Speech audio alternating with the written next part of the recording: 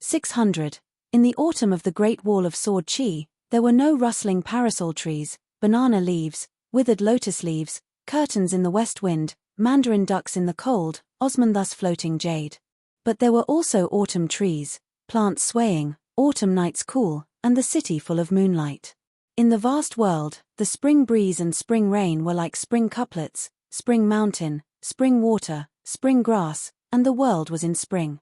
Luo Po Mountain in the Longquan County of the Aquarius continent, during awakening hibernation, the heavens inexplicably changed face, the sun shining brightly turned into dark clouds, and then it rained heavily. The three girls were lying in the corridor on the second floor of the bamboo building, admiring the rain. On the left and right of the girl in black, there was a green mountain walking stick and a small golden carrying pole. As the right guardian of Luo Po Mountain's ancestral hall, Ju Meili secretly gave the mountain walking stick and the carrying pole two nicknames, Little Right Guardian and Little Left Guardian, but she did not dare to tell Pei Qian this. Pei Qian had a lot of rules, it was annoying. There were a few times when she did not want to be friends with her. But when the two of them were at odds, Ju Meili would start counting with her fingers, waiting for Pei Qian to come and play with her. Chen Nuanshu was a little worried, because Chen Lingjun seemed to have made up his mind not long ago. As long as he entered the Golden Core stage, he would immediately go to the northern continent to cross the river. Pei Qian changed her position, lying on her back, using her hands as a pillow, crossing her legs, and swaying gently. After thinking for a while, she moved her body bit by bit, changing her position, crossing her legs and facing the rain outside the bamboo building. Pei Qian was also a little annoyed recently, practicing with old chef. She always felt that it was lacking some meaning, it was boring. There was one time when she was anxious, she roared at old chef, and then she was impolitely stepped on by old chef, and fainted. After that, Pei Qian felt sorry for old chef, but she was not too willing to say sorry. Other than that sentence, she was indeed a little rude, the rest, it was old chef's fault. Hey, punch, he should be like Grandpa Kui, beating her to death. Anyway, he would not really beat her to death, she was not afraid of being beaten. Close her eyes, open her eyes, yawn a few times, and it would be a new day. She really did not know why old chef was afraid of a hammer. What's wrong with you, old chef? Every time you make a move, you don't have any strength. Every time she soaked in the medicinal tub, how much money did it cost her master? She had discussed it with Nuanshu before.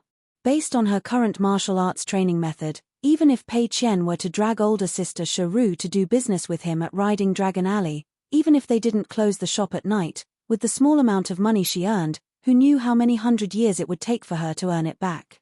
So why was old chef being so wishy-washy? It was as if he hadn't eaten his fill. She would have fainted anyway. In fact, she had tolerated him a few times before she finally couldn't hold back her anger. Therefore, when she woke up in the middle of the night, she ran to old chef and asked him to make a midnight snack. Then, she ate a few more bowls of rice. Old chef should have understood that this was her apology. He should have understood. At that time, old chef was wearing an apron and even helped her with the food. He didn't seem angry. Old chef was a little old and ugly, but it was good that he was a little bit old. He didn't hold grudges. There was an even more troublesome matter.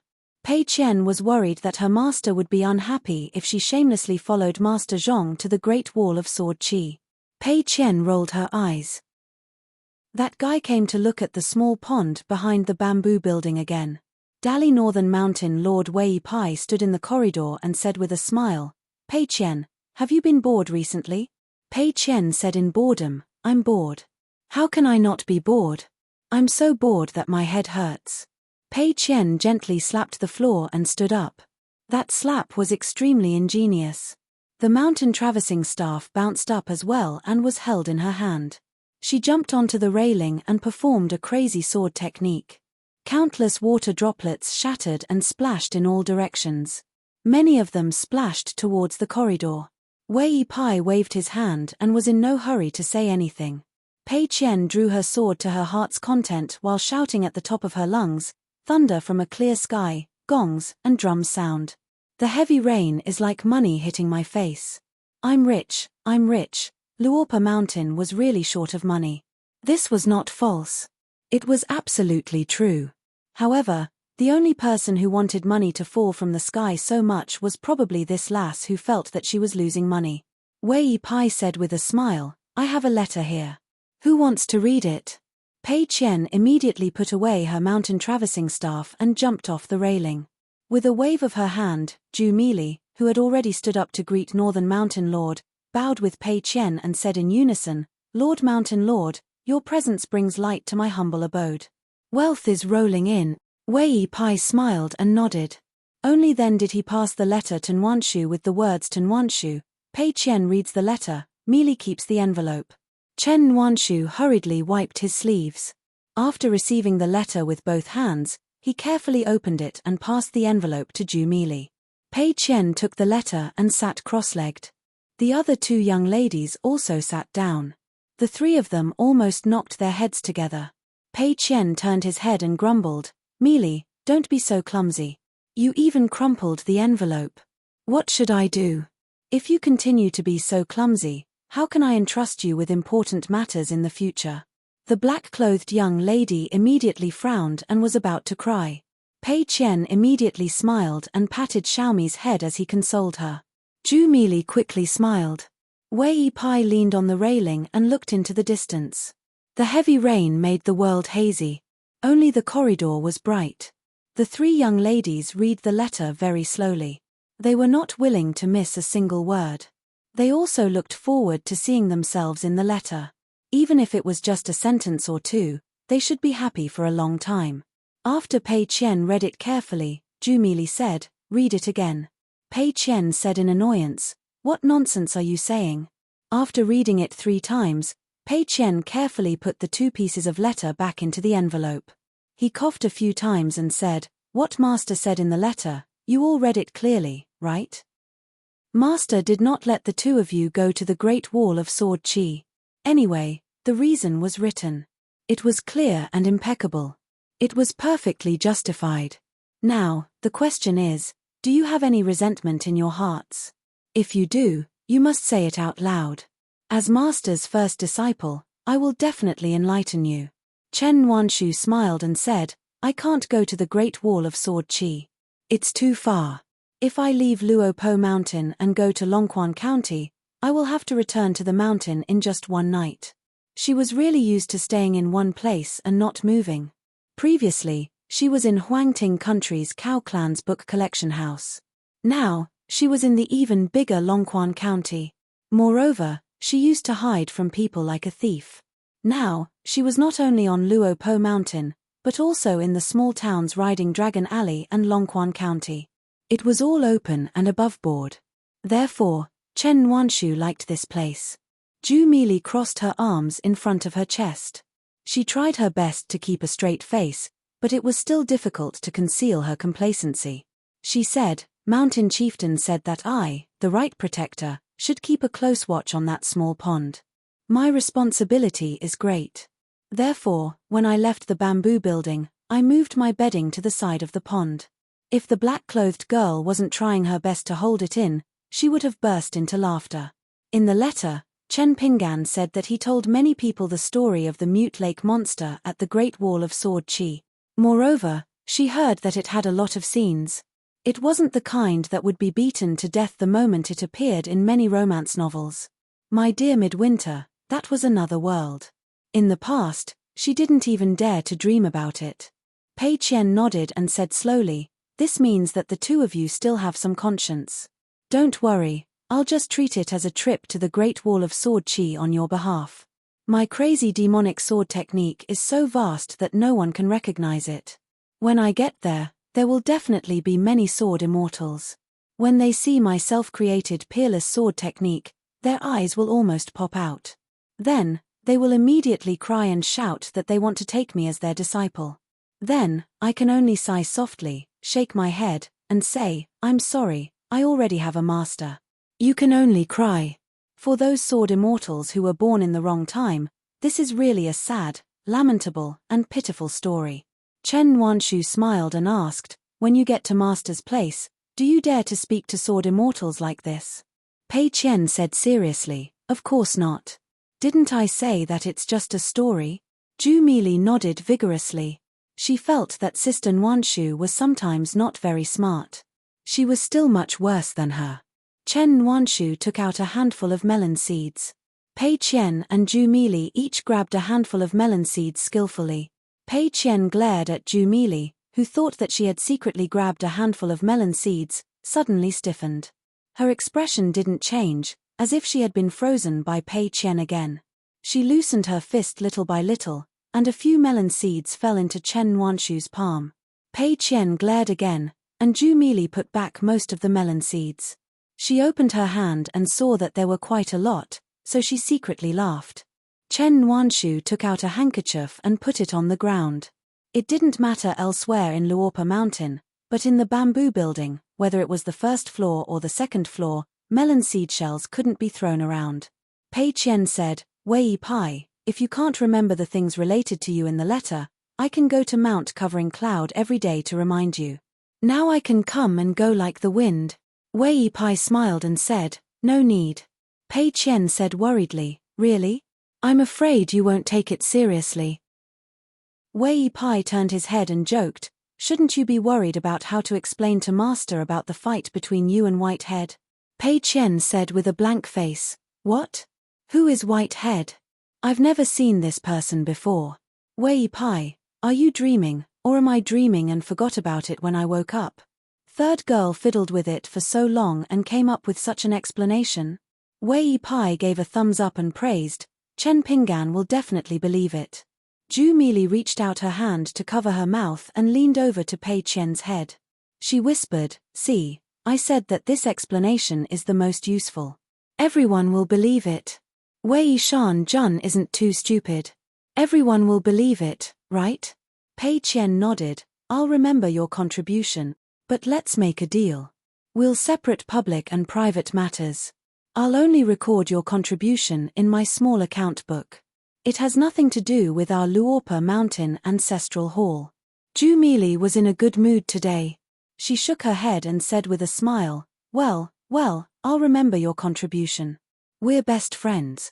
Wei Pai sighed with emotion. There was once a poem that wrote Howren leaving Jiu Pass, which echoed with the saints giving and then Howren returning. Therefore, it was praised by later generations as the highest starting point.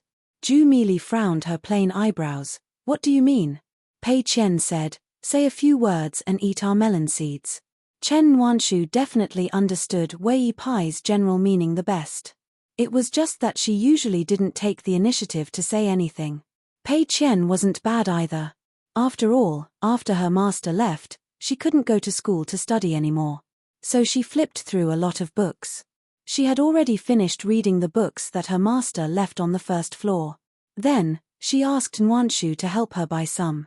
Anyway, she didn't care about the consequences. Pei Qian was much better than Chen Nuanshu at memorizing things. Pei Qian didn't care. Occasionally, when she was in a good mood, she would ask old chef a few questions. But no matter what she said, Pei Qian always felt that it would be much better if her master was the one doing it. Therefore, she disliked old chef's half-baked teaching and explanation. After a few times, old chef became a little discouraged. He always said that his knowledge was no worse than that of a farming teacher. Of course, Pei Qian didn't believe him. Then, one time when he was cooking, old chef deliberately added more salt. Chen Nuanshu walked over and handed a handful of melon seeds to Wei Pai. Wei Pai thanked her with a face full of smiles. He took the melon seeds with both hands. Then, he leaned against the railing and began to eat the melon seeds while chatting with the three girls. He opened his palm and saw a pile of melon seeds and shells. The big mountain became a small mountain, and the small mountain became a big mountain. In the end, there was only one mountain. It was windy outside the railing. The corridor was warm. Wei Pai knew Chen Ping'an's inner thoughts. He wanted the two disciples and students to go to the Great Wall of Sword Chi earlier to take a look. If they were late, would the people of the vast world really have a chance to see the Great Wall of Sword Chi? Could they still go there as if they were on a scenic tour and see it as a scenic courtyard opened up by the vast world? However, although it was not written in the letter, Wei Pai could still see Chen Ping'an's other hidden concern. The imperial tutor of the Nanyuan kingdom, Zhong Qiu, was alone. Chen Pinggan was actually a little worried about the two children, Cao Qinglang and Pei Qian, who had just finished touring the Lotus Route Blessed Land. However, in the current Luo Po Mountain, Zhu Lian, who was almost half the mountain master of Luo Po Mountain, would definitely not be able to leave. The other three people in the picture scroll each had their own duties and each had their own great Tao to pursue. As for Wei Pai, it was even more impossible for him to leave the Aquarius continent. Therefore, what Chen Pinggan was really worried about was the lack of top cultivators and martial arts masters in Luo Po Mountain. As for the consecrator Zhu Fei, who was already in the immortal realm, even if Chen Pinggan could invite Jiang Shangzhen, he would definitely not open his mouth. In fact, if this letter had come earlier, it would have been better. He could have gone with Liu Jinglong of the North Continent to the Old Dragon City, and then to the inverted Hanging Mountain and the Great Wall of Sword Qi. Wei Pai immediately had a plan in his heart. He was ready to give it a try and see if the elusive Kui Dongshan could share his master's worries and solve his difficulties. A few days later, Bai Yunshan received a secret flying sword message. The letter asked Zhong Qiu, Pei Qian, and Cao Qinglang to go south first and wait for him, Kui Dongshan, in the Old Dragon City. Then, they all boarded the intercontinental ferry and went to look for her husband. When he heard that the big white goose was also going, the little depression in Pei Qian's heart completely disappeared. They had originally agreed to meet again in half a month, but Yu Zhuanfu actually went back on his word and said that the time was to be determined. The gamblers in the city were not worried at all. After all, the second shopkeeper's gambling skills were not bad. If they were too hasty in betting, it would be easy to fall into his trap. It was just that the experienced gamblers began to feel conflicted. They were afraid that the little girl, Yu Zhuanfu, would accidentally drink the second shopkeeper's wine and her brain would be damaged. As a result, a good exchange of skills would become a two-man show. How would they make money then? Now it seemed that not only the gamblers who were careless, but also many bankers could not earn a few immortal coins from Chen Pinggan. Therefore, an old gambler sighed with emotion after drinking, "The student has surpassed the master. In the future, the big and small gambling tables of the Great Wall of Sword Qi will be filled with blood." Since there was no cottage to stay in, and Yu Zhuanfu was a girl, she was too embarrassed to sleep on the floor on the city wall every day. Therefore, like Sword Immortal Ku Xia, she stayed at Sword Immortal Sun Juyuan's residence. However, she would go back and forth every day and practice for many hours on the city wall.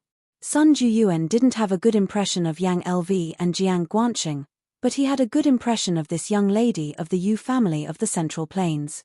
It was rare for her to show her face in public. She was at a strategically advantageous position, using swordsmanship instead of fist techniques. This made Yu Jufu very grateful. Other than going to the city wall to practice her sword, Lin Junbai spent most of her time in the pavilion in the Sun residence, studying the world-renowned iridescent clouds. Lin Junbai was interested in three things: the general trend of the Central Plains, cultivation, and Go. As for the general trend, Lin Junbai could only watch from the sidelines. As for cultivation, she had never slacked. As for Go, at least in the Shaoyuan dynasty, the young man had no match. The person she wanted to meet the most was embroidered tiger Kui Dong. Her senior brother preferred the mirage at the border, where there was no one. Sword Immortal Ku Xia also did not deliberately restrict the border. When it came to sword practice, as long as one became a Jindan sword cultivator, they would have their own path under their feet. All they had to do was advance. Without this path, how could they form their Jindan? Among the sword cultivators of the Shaoyuan dynasty, Yu Zhuanfu could only chat with Zhu Mai. However, this so-called chat was actually just Zhu Mai chattering by herself, and Yu Zhuanfu did not get tired of listening to her. Zhu Mai had also helped Yu Zhuanfu buy that thick sword Immortal Ku Xia's imprint manual. Now, the Great Wall of Sword Qi had some relatively exquisite copies. It was said to be the work of the Yang family. It should be barely enough to break even, but not enough to make much money. Today, Zhu Mai was drinking tea in Yu Zhuanfu's room. Looking at Yu Zhuanfu, who was carefully flipping through the imprint manual, Zhu Mai asked curiously, "Sister Yu, I heard that you came directly from the Great Wall of Sword Qi from the Golden Armor continent. Don't you want to see your fiancé?" Huai Qian actually became more and more famous after you left your hometown. For example, his friends with Cao Ci and Liu Yuju. Many young fairies with the surname Zong are heartbroken. There are so many rumors that Sister Yu purely did not like the arranged marriage, so you were angry with your elders. Or did you have private dealings with Huai Qian, and then you didn't like him? Yu Juanfu said, both. Zhu Mai asked again, then let's not talk about Huai Qian. Let's talk about Sword Immortal Zhu. This old immortal seems to be very exaggerated every time he makes a move. The last time he made a move, it seemed like it was to seek justice for Sister Yu. Until now, there are still many rumors saying that old immortal Zhu was too ruthless in his attack, and actually attracted the attention of a Grand Chancellor of the Academy. Yu Juanfu hesitated and shook his head, it's fake. Zhu Mai's eyes widened, full of expectation. Yu Juanfu said, old Mr. Zhu has accumulated merit. As long as he doesn't go too far, the Academy generally won't find trouble with him. You should keep this to yourself, don't spread it. Zhu Mai nodded. Yu Juanfu still reminded her, you didn't manage to keep your mouth shut. If people like Yang Lu hear about this, it will be a big problem. You should take it easy. Zhu Mai could only continue to nod. Zhu Mai suddenly covered her mouth and laughed. Yu Juanfu was staring at a seal on the scroll, so he didn't pay attention to the girl's actions. White egrets stand in the snow during the day, ink inkstone without light at night. Yu Juanfu looked at this seal and was slightly moved. Back then, Cao Ci taught her martial arts. Logically speaking, whether Cao Ci appreciated it or not, she should have rewarded her. But she was just looking at the scroll. She would never buy the scroll or the fan. Zhu Mai couldn't help but be curious. She stopped laughing and asked, Sister Yu, what's with your name? Is it particular? Yu Juanfu continued to look at the scroll and shook his head, it's particular, but boring. I'm a girl. Since I was young, I thought the name Yu Juanfu didn't sound good. I can't change it in the ancestral record, so I can change it whenever I want. In the Central Divine Continent, I used the alias Yu Qiyun. In the Jinjiao continent, I changed it to Shizaishi. You can call me by my name. Call me Shizaishi. It sounds better than Sister Yu. Zhu Mai softly called and playfully said, Zaishi, Zaishi. Yu Juanfu was a little helpless. He shook his head and continued to look at the scroll. Who's at the top of the city? You're worry-free. Bun with the most clouds in the world. There were also many pairs of seals. Kowtowing to the heavens. Tao illuminates the world. Generosity goes. Boundless returns. Pour a cup of wine for the Lord. The sun and moon swim in the Lord's cup. Yu Juanfu looked at the scroll for a long time and became angrier. She was clearly a scholar, but she didn't do her job. She turned to the next page and saw the 3 words Wild Goose hits the wall. Yu Juanfu thought of the Great Wall of Sword Qi, which was more than just a towering wall. She couldn't help but laugh. She snorted coldly with a straight face. Chen Pinggan and Qi Jinglong were drinking at the shop. In the Great Wall of Sword Qi, the most wasteful thing was to drink impure wine and use that cultivator's abhijna. This kind of person was even more despicable than a bachelor. Qi Jinglong still only ate a bowl of yang chun noodles and a plate of pickled vegetables. The drunkards and sword cultivators around them exchanged glances. Looking at his posture, everyone felt that this young sword immortal from the North Continent had an unfathomable alcohol tolerance. Maybe it was just as the second manager said, that he had reached the realm of I sit alone at the table while the rest lie under the table. The white-haired man liked to come here because he could drink. Although Liu had instructed that he could only drink 1 bowl at a time, with his alcohol tolerance, 1 bowl was enough to make him slightly tipsy. Moreover, Chen Pinggan said himself, my shop has such a big white bowl. It's normal to get drunk. It has nothing to do with alcohol tolerance. Qi Jinglong wanted to say something but stopped. Chen Pinggan smiled and said, you feel that even if Miss Lu doesn't speak, the way she looks at you, the words in her eyes don't decrease but increase instead, so you're a little flustered. Qi Jinglong remained silent and glanced at the wine pot. He really did feel like drinking. Chen Pinggan smiled and didn't say anything, pretending to be profound. How would I know what to do with your situation? At this time, in the vast world, there was a cross-continent ferry from Old Dragon City to the inverted hanging mountain. At the bow of the ferry, two masters in green robes were silently admiring the scenery. A handsome young man with a mole between his eyebrows and a snow-white robe was fooling around with a dark-skinned girl who held a mountain walking stick as if no one else was around. The young man dashed to avoid the mountain walking staff, his sleeves fluttering like snow. He shouted loudly, "I'm going to see my teacher, your master. Are you happy?" The little girl chased after the big white goose and shouted, "Happy, really happy." 601. The silhouette of the inverted mountain could already be seen. Cao Qinglang looked into the distance and said in disbelief, "This is actually a Shan word seal?" Zhong Qiu sighed, "There are so many magnificent sceneries in a foreign land." Pei Qian and Kui Dongshan sat on the railing and turned their heads to whisper, "The two teachers are not as knowledgeable as I am. Look at me. Do I find it strange when I see the inverted mountain? Not at all. In the end, it's all about studying and not walking. I'm different. I've been copying books non-stop. I've even traveled thousands of miles with my master. Has Master Zhong ever been to such a big Tongya continent? Have you been to the Qingluan kingdom of the Aquarius continent? Besides, I copy books every day. In the world, when it comes to copying books into a mountain, other than Sister Baoping, if I claim to be the third, no one would dare to claim to be the second." Kui Dongshan said with a puzzled face. When senior sister saw the inverted mountain just now, she seemed to be drooling and wanted to move it back to Luo Po mountain.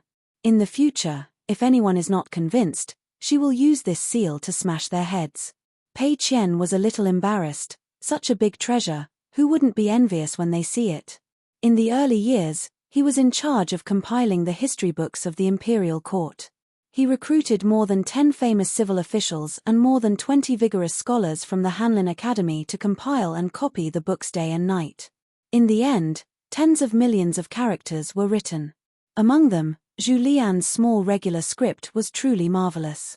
It's not an exaggeration to say that his writing had reached the acme of perfection.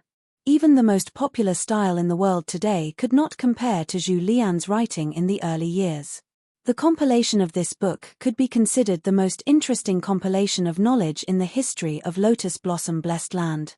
Unfortunately, a certain old Taoist with a cow nose found it an eyesore and moved his little finger.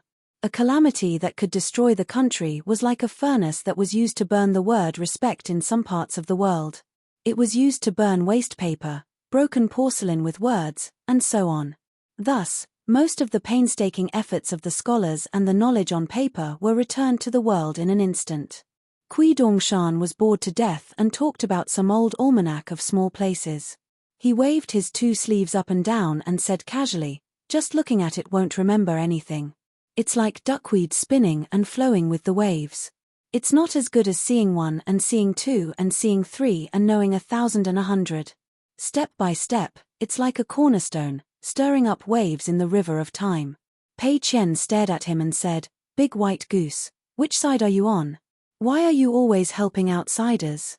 Do you want me to help you break it? I've mastered martial arts and have about 10% of master's power. I don't know how to control my strength.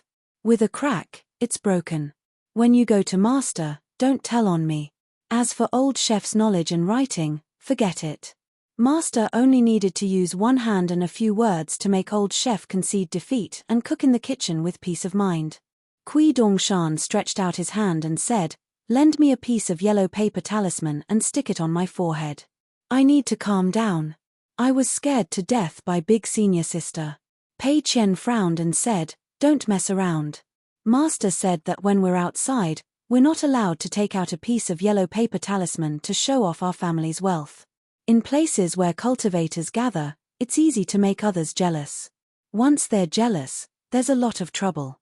If you're not wrong and make others wrong, even if you're not wrong, you can't say I'm not wrong. When my master and I were in the Tongya continent, we saw the wedding procession of a mountain god in the dark and windy wilderness.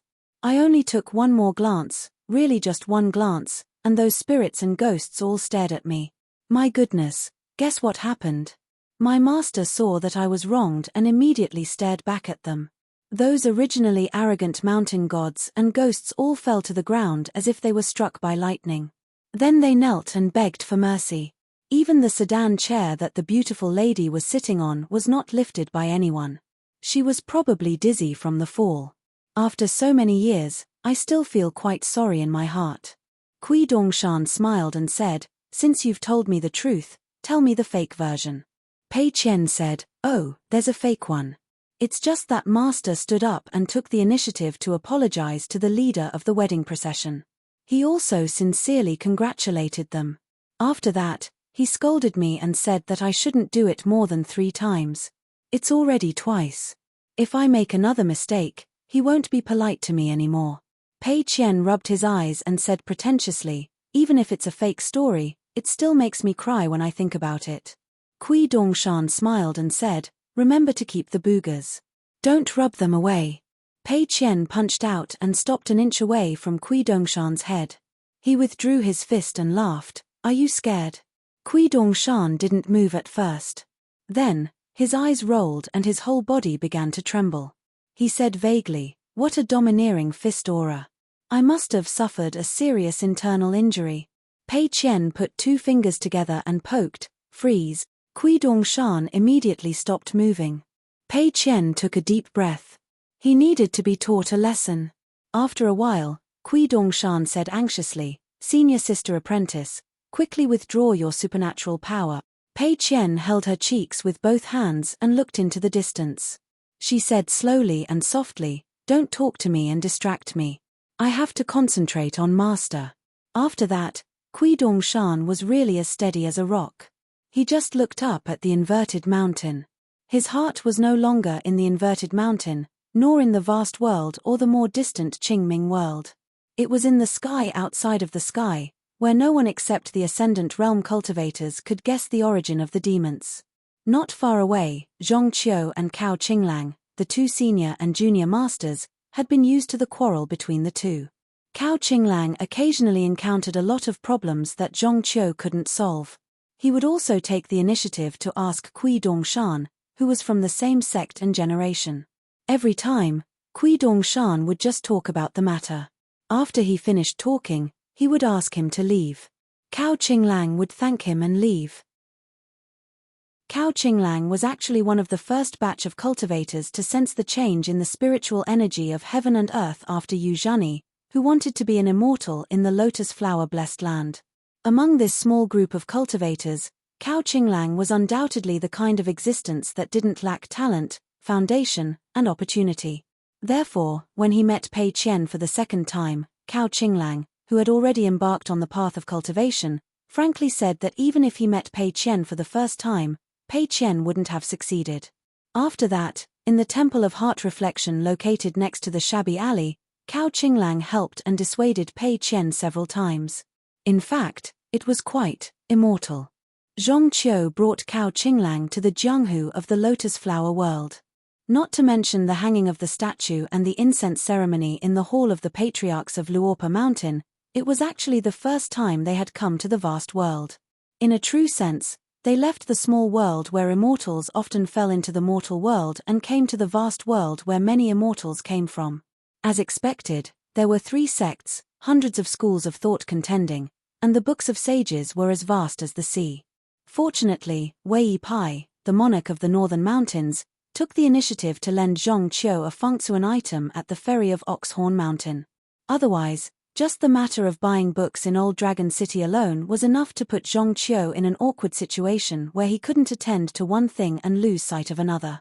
When they returned to the capital of the Nanyuan Kingdom and began to prepare to leave the blessed land of the lotus flower world, Zhong Qiu told Cao Qinglang earnestly, "The higher the sky, the wider the land, the more you should remember the 4 words there must be a place to travel."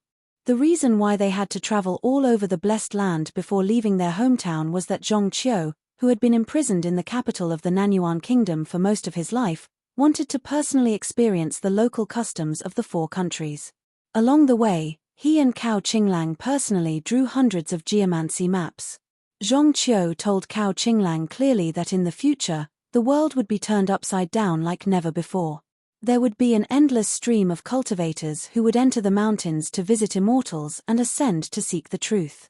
There would also be many gods and temples of mountains and rivers erected one by one. There would be many demons and ghosts who seemed to have escaped the net and wreaked havoc in the world. Your husband, Chen Pinggan, couldn't spend too much time and effort on this territory. He needed someone to share his burdens and give him advice. He even needed someone who was willing to be by his side and say a few words of advice.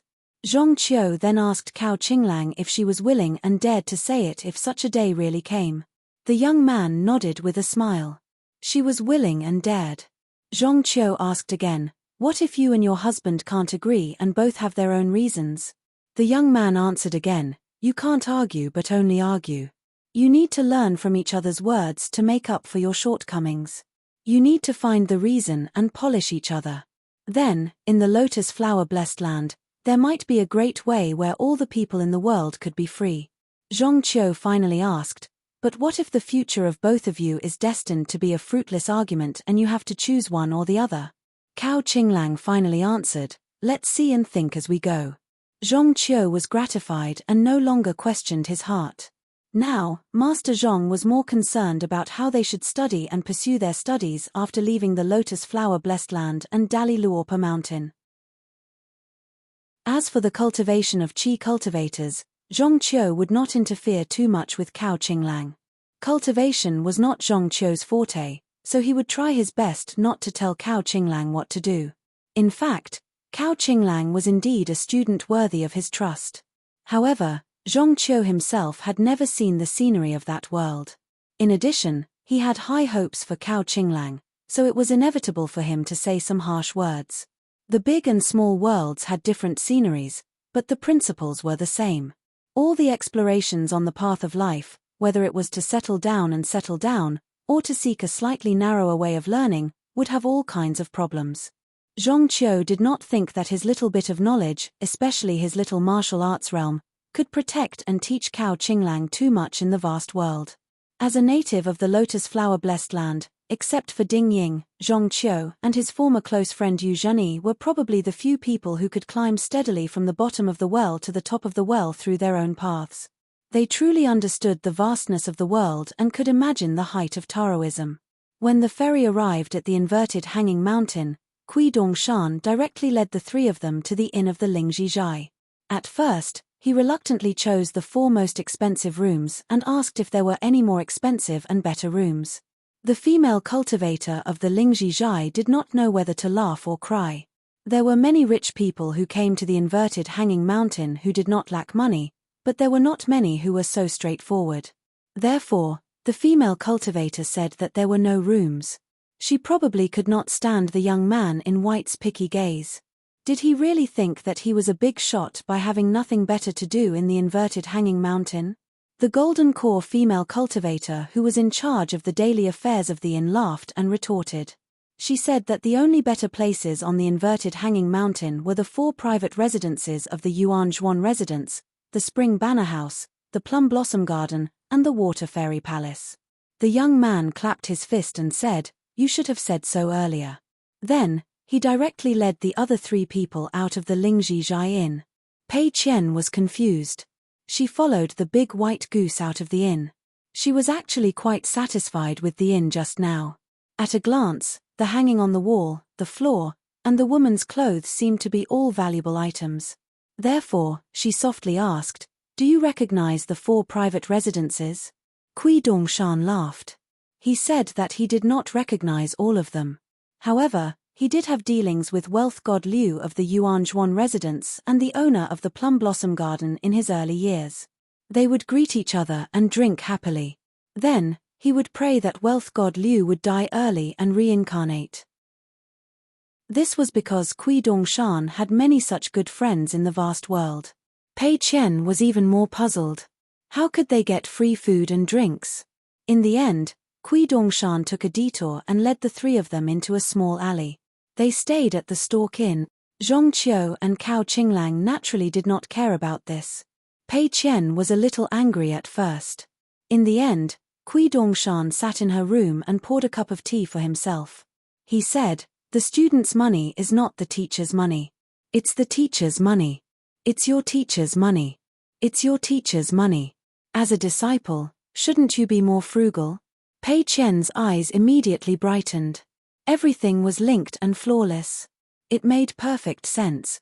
She immediately let out a shout. Holding the mountain walking staff in her hand, she happily performed a round of crazy swordsmanship in the room. After that, Kui Dongshan sneakily left the stalk-in. Pei Qian was too lazy to care about him. If the big white goose was bullied outside, it would be useless for him to cry and complain to the senior sister. Because she was an emotionless assassin. When Kui Dongshan sneakily returned to the inn, it was already late at night. Standing in the corridor outside Pei Qian's door, he realized that she was still practicing her stance in the room. Pei Qian was slowly practicing her stance. She was half asleep and half awake. The dust and moonlight that were hard to see with the naked eye seemed to be twisted by her fist intent. On the windowsill, the window suddenly opened by itself. A large piece of snowy white floated down, revealing a hanged ghost with its head hanging upside down and its tongue sticking out. Pei Qian, who was still a little confused, stuck a talisman on his forehead at lightning speed.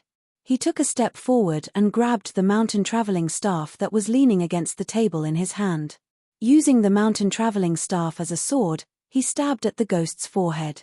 With a bang, the ghost in white was knocked back by the sword. Pei Qian tapped the ground with the tip of his foot and let go of the mountain traveling staff. He leaped out of the window and raised his fist, ready to punch. Naturally, he would use the iron cavalry chisel formation to open a path and then use the deity's drum beating to determine victory. Victory or defeat, life or death, would depend on how long Pei Qian could last, not on his opponent. Because Grandpa Kui said that when a martial artist punches, there is no one in front of him. It was done in one breath, like moving clouds and flowing water. Perhaps to Pei Qian, it was done without any thoughts, so it was especially pure. In the end, he saw the yawning big white goose. Kui Dongshan looked around and said, "Where's senior sister?" Instead of sleeping, she went out to see the scenery. Pei Qian said angrily, pretending to be mysterious in the middle of the night. "Who's to blame if I punch her to death?" Kui Dongshan asked with a smile, punching too fast, faster than a martial artist's thoughts. "Is it good? Then who is the one punching?" Pei Qian was stunned. She asked doubtfully, "What are you talking about?" Kui Dongshan rolled his eyes. "I'll tell the teacher that you hit me." Pei Qian said angrily, "You scared me first." In the end, the two of them made up and sat together on the courtyard wall, looking at the full moon in the vast sky. Kui Dongshan smiled. He heard that the Great Wall of Sword Qi was quite interesting now. There were people who dared to say that besides the left and right, there was another Chen Pinggan in the lineage of the literary sage. So what? The lineage of the literary sage was the literary sage. As for the even more pitiful lineage of the literary sage, did they still have any descendants to speak of? Kui Dongshan smiled and said to Pei Qian, "Let's walk around the inverted hanging mountain tomorrow. The day after tomorrow, we'll go to the Great Wall of Sword Qi. You'll be able to see Master then." Pei Qian said, "What's there to walk around the inverted hanging mountain? Let's go to the Great Wall of Sword Qi tomorrow." Kui Dongshan smiled and said, "There are so many good things in the inverted hanging mountain. Shouldn't we buy some gifts?" Pei Qian felt that he was right. She carefully took out the pouch of money that Old Dragon City's Aunt Gui gave her from her sleeve and started counting the money. Kui Dongshan put his hands behind his head and smiled. "I have money. You don't have to take it out." Pei Qian didn't let go of a single copper coin or a single piece of silver. She carefully counted them. After all, there was very little divine money in her private savings. She was so pitiful that she didn't have many companions. Therefore, every time she counted the money, she had to touch them and talk to them secretly. Now that she heard Kui Dongshan's words, she didn't even raise her head. She shook her head and said softly, "I'm buying a gift for Master." "Sigh, I don't want your divine money." Kui Dongshan said jokingly, "The copper coins, broken silver, and immortal money that have accompanied you for so long, are you willing to let them leave your scented sachet? Once they leave, you might not be able to see them again in this lifetime. Won't your heart ache? Won't you be sad?" Pei Qian picked up a snow coin that she had secretly named and raised it up high. She gently shook it a few times and said, "What can I do? If these little fellows leave, then so be it. In any case, I will miss them. In that little account book of mine, I specially wrote down their names. Even if they leave, I can still help them find students and disciples. This pouch of mine is a small ancestral hall. You don't know, right? In the past, I only told Master about it and didn't tell Nuan Shu or Mi Li. Back then, Master even praised me and said that I was very considerate. You don't know. Therefore, of course, Master is still the most important. Master can't be lost." Pei Qian put away the snow coin and put the pouch back into her sleeve. She shook her feet. "Therefore, I thank the heavens for giving me a master." Pei Qian thought for a moment. But if the heavens dare to take back Master, speaking until here, Pei Qian imitated Mi Li and opened her mouth wide to howl. She said angrily, "I'm fierce." 6:02. The moon set and the sun rose. Day and night changed. Fortunately, there was still a spring breeze in the world. The two disciples of the Luo Po mountain did not sleep for the entire night. They sat on the wall and chatted. Nobody knew why they had so much to talk about. Fortunately, a chi cultivator who almost fell to the bottom was now on his way to the top of the mountain. He did not stop at the middle of the mountain. The road to immortality was long and the road to heaven was difficult.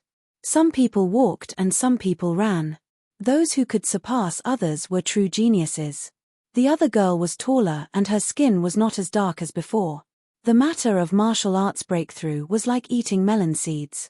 Even after chatting for the entire night, she was still energetic and did not feel tired at all. Kui Dongshan stood on the wall and said that the ancient god was taller than all the mountains in the human world. With a long whip in his hand, he could move mountains thousands of miles away. Another god stretched out his hand and there was a scene of a bright moon above the sea. There was also a god who ran tirelessly between heaven and earth. The god did not show his golden body. He only carried the sun on his shoulder without any concealment. When he ran close to the human world, the sun hung high in the sky. When he ran far away, the sun set in the west and dusk fell. In any case, Pei Qian's words went in one ear and out the other. The big white goose was talking nonsense. It was not her master who was talking. It did not matter if she listened or remembered. Therefore, Pei Qian actually liked to talk to the big white goose. The big white goose always had strange things to say and stories to tell. Most importantly, it did not matter if she heard it or forgot it. The big white goose never urged her to do her homework. In this aspect, it was much better than the old chef.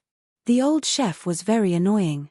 He knew that she was diligent in copying books and never owed money, but he still asked her every day. If he had so much free time, he could have stewed a pot of salted pork with bamboo shoots and cooked another plate of dried shrimps with water celery. When Pei Qian thought of this, she wiped her saliva. Other than these specialties, there was also the old chef's fried dried fish from the stream. It was really amazing. This time, before she left for the long journey, she specially brought little Millet to the stream and caught a big basket of food. After that, Pei Qian kept an eye on old chef in the kitchen, telling him to put more effort into cooking. He had to use 120% of his skills. These were to be brought to the Great Wall of Sword Qi for his master. In the end, Zhu Lian almost had to use the 6-step stance and the monkey fist stance to satisfy Pei Qian just for this deep-fried dried fish. In the beginning, Pei Qian wanted to carry the food in her bag and bring it to the inverted hanging mountain personally. However, the journey was long and she was worried that she would not be able to carry it. As soon as she arrived at the ferry of Old Dragon City and saw Kui Dongshan, who was travel-worn, the first thing she did was to ask the big white goose to hide the small gift well in something close to her. For this reason, she made a deal with the big white goose. 10% of the golden dried fish belonged to him. Then, along the way, Pei Qian tried different ways to eat the remaining 10% with Kui Dongshan. It was crispy and delicious. Even the old master and Cao Xiaotu seemed to be envious. Pei Qian once asked the old master if he wanted to try it. The old master was shy and said no with a smile. Then Pei Qian thought that Cao Qinglang also did not want to eat it. Her own old chef's cooking skills were really good. She had to sincerely give him a thumbs up. However, sometimes Pei Qian would pity the old chef. After all, he was old and ugly. It could not be helped. His chess skills were not good and he did not know how to say good things. Therefore, it was fortunate that he had this skill. Otherwise, in the Luo Po mountain where everyone was busy, he would probably have to rely on her to support him. But this kind of thing, after a long time, would not be useful. In the end, people would still look down on him. Just like what her master said, if a person did not have any real skills, it would not be like wearing new clothes or wearing a tall hat. Even if people praised you in front of your face, they would only treat it as a joke behind your back. On the contrary, those farmers, shopkeepers, and workers of the Dragon Kill relied on their skills to make a living. Whether their days were good or bad, they would not be criticized behind their backs. Therefore, Pei Qian was worried that the old chef would be too arrogant and learn from the immature Chen Lingjun. She was worried that the old chef would be praised by the immortals of the neighboring mountains and forget his own surname. Therefore, she repeated her master's words to Chen Lingjun word for word. Of course, Pei Qian remembered her master's teachings. Her master also said that when reasoning with others, it was not enough to be reasonable. It also depended on the custom, the atmosphere, and the timing. Finally, it depended on one's tone and attitude. Therefore, Pei Qian pondered for a while and called the loyal right Dharma protector to do a very beautiful show of strength. Anyway, Little Rice only needed to nod and accept humbly. After that, she could record another merit in Pei Qian's book of achievements. After the old chef heard this, he was filled with emotions and benefited a lot. Pei Qian knew that the old chef must have taken her words to heart. She was more gratified. Kui Dongshan walked slowly on top of the small wall. It was the 6-step stance walk. Pei Qian felt that the big white goose's walk was not good enough. It was swaying left and right. It was just a flashy but impractical posture. However, the big white goose did not learn from his master, so it did not matter. Otherwise, Pei Qian would really nag at it. Some things, once done, could not be sloppy. It really could not be done without being serious. Kui Dongshan walked back and forth on top of the narrow wall. He muttered to himself, "Legend has it that the ancient cultivators could enter the dream and see the true spirit through sincerity. Circulating the 3 lights, the sun and the moon circling, where the will leads, where the stars point, the vast divine light, forgetting the mechanism and cleverly illuminating the bones, the 2 sleeves have a pot of paradise, allowing me to ride the wind and the sea of clouds, free and unfettered with the heaven and earth." There is a general idea in this saying. All things return to the origin. From my words, immortals have never accepted money since ancient times. In the blink of an eye, life and death are boundless. There is only the door of cultivation, the way of the Tao. There are gods and immortals above, the night is vast and boundless. There is also the slumbering under the yellow springs, never sleeping for thousands of years. In the middle, there is a half-dead man who has a long life and lowers his head, ploughing the fields for the human world. Pei Qian asked, "My master taught you this?" Kui Dongshan stopped his stance and slapped his forehead. He did not want to speak. Pei Qian said regretfully, "If it's not master, then it's nothing." Kui Dongshan stood on one leg. He stretched out 2 fingers and made an awkward pose. He pointed at Pei Qian and said, "Freeze." Pei Qian suddenly stopped moving. Then, Pei Qian snorted coldly. His shoulders shook, and his fist aura flowed out. It was as if he had dispersed the immortal divine ability, and he immediately returned to normal. Pei Qian crossed his arms. Insignificant skill. What a joke. Kui Dongshan pretended to be surprised. He took 2 steps back and said in a trembling voice, You. Who are you? Who is your master? How can you break my supernatural power at such a young age?" Pei Qian rolled her eyes and said, "There are no outsiders now. Who are you showing it to? Let's save some energy. That's about it." Kui Dongshan sat back beside Pei Qian and said softly, "If you want to succeed naturally without leaving any traces, you have to practice. Just like our Luopa Mountain's unique skill, the mountain quaking fist. If you don't practice it hundreds of thousands or millions of times, how can it be effective? Pei Qian sneered and said, "It's two different things. Master said that when you go out, you have to be kind to others. Sincerity is the most important word." As soon as Pei Qian mentioned her master, his own master, Kui Dongshan was at his wits' end. If he said too much, he would be easily beaten. But Pei Qian quickly whispered, "Later when the two masters can't see us, we have to practice more. Because master also said, whether it's on the mountain or in Jianghu, you can't have the heart to harm others, but you can't not have the heart to guard against others. Showing weakness to the enemy can help to save your life. Showing strength to the enemy can save you trouble." Kui Dongshan nodded and thought deeply. Luopa Mountain didn't have much, but it had a lot of principles.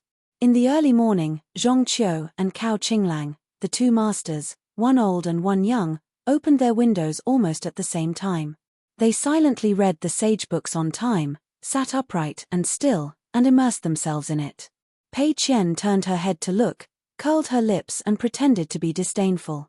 Although she didn't show it on her face and didn't say anything, in her heart, she was still a little envious of Blockhead Cow. When it came to reading, he was indeed a little more like a master than she was. But there was a limit. Even if she pretended, she couldn't. She didn't have a good relationship with the words in the sage books. Every time she knocked on the door, she was like an unlikable flatterer.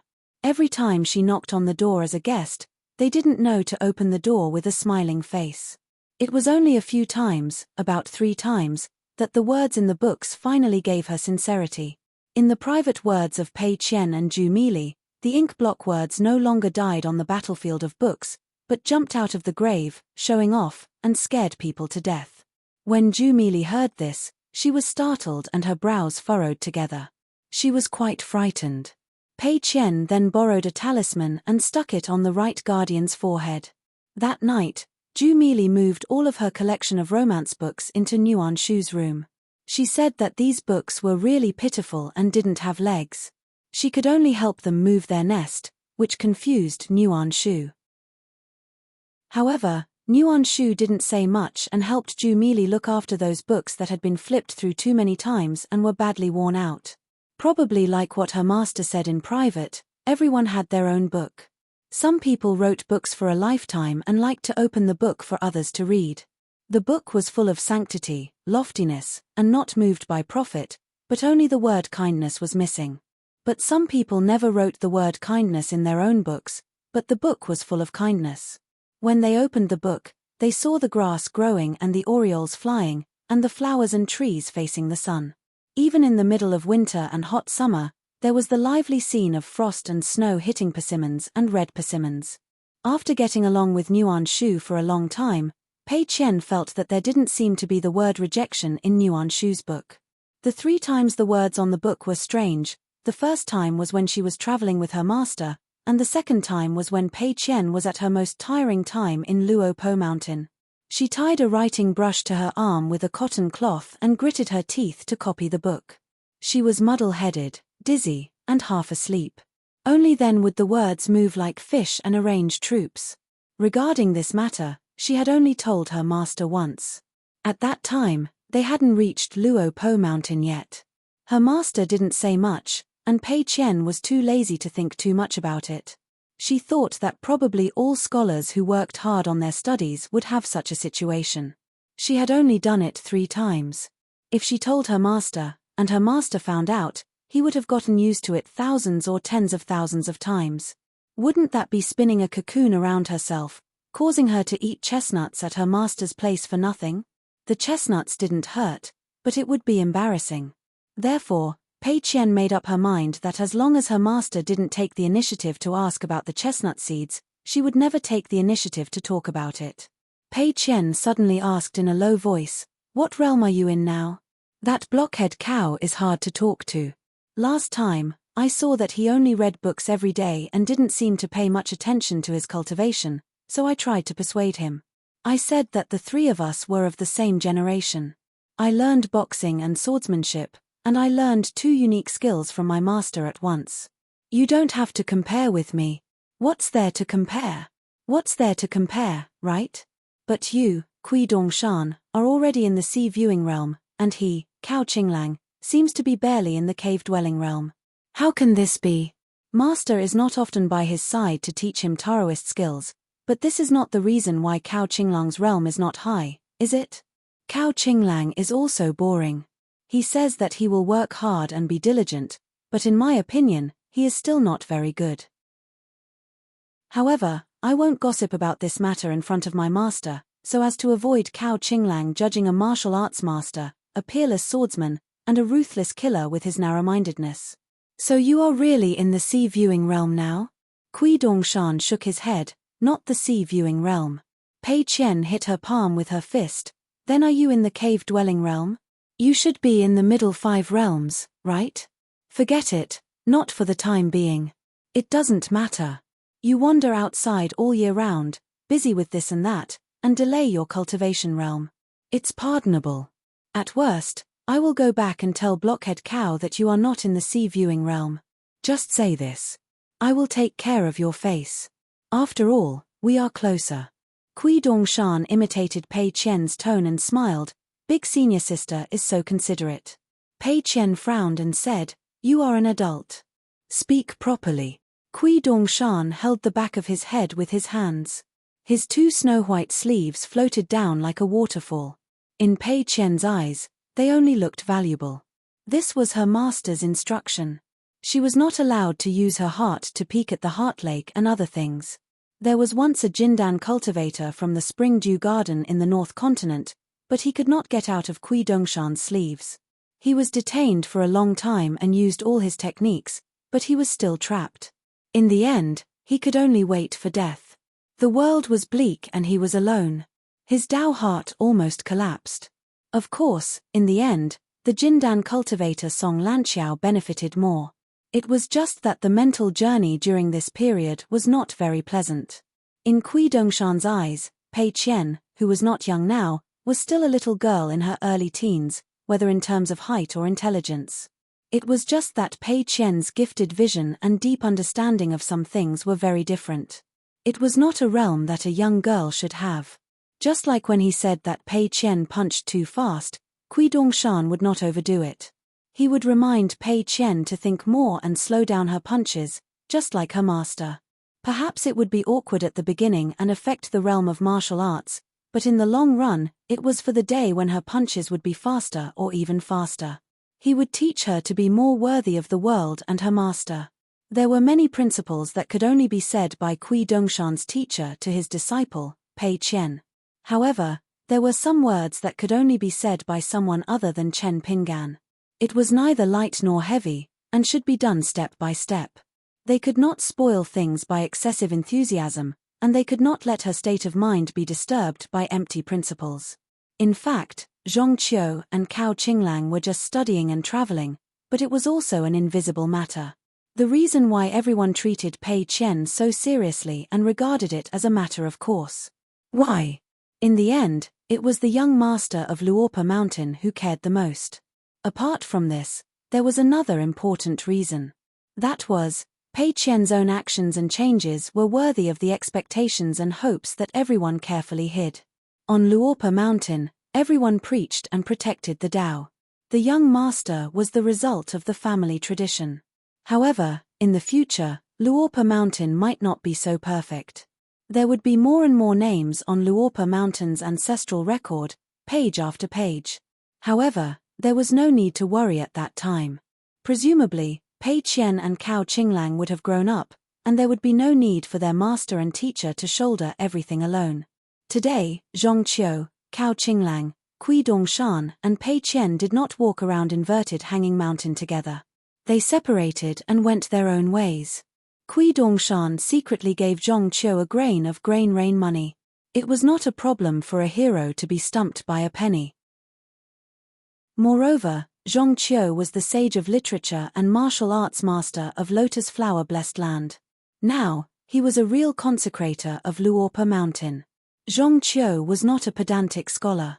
He governed Nanyuan Kingdom and it was thriving. If the old Daoist did not divide the blessed land into 4, Nanyuan Kingdom would have already had the momentum to unify the 4 countries. Not only did Zhong Qiu not refuse, but he also borrowed 2 more grains of grain rain money from Kui Dongshan. Kui Dongshan accompanied Pei Qian to Lingji's shop, but Pei Qian frowned and looked miserable. It was true that those objects and treasures were dazzling, and she liked them all. But she couldn't afford them at all. Even after Pei Qian had browsed through all the big and small corners of Lingji's shop, she still couldn't find a gift that she could buy with her own money. Even when Pei Qian walked out of Lingji's shop sickly, she didn't borrow money from Kui Dongshan, and Kui Dongshan didn't ask to borrow money either. The two of them then went to the street of shops at the foot of the Elk Cliff. Pei Qian was like a fish in water. There were many things here, and the price was not expensive. There were so many things to spend money on that she was dazzled. She weighed the money bag and was full of confidence. When she walked, she was beaming with joy. Fortunately, there were many people here.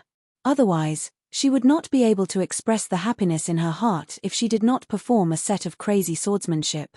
The street was bustling with activity. Most of the female cultivators came here from the vast world to travel. Pei Qian was amazed by their hair buns and clothes. There was a woman with 2 buns towering like a mountain and a rhinoceros horn combing a fence. Her long skirt with loose sleeves was like floating clouds. Even if she was not a beautiful woman, she still looked graceful and charming. There was also a woman with black hair tied up in a bun and pearls like flowers and trees.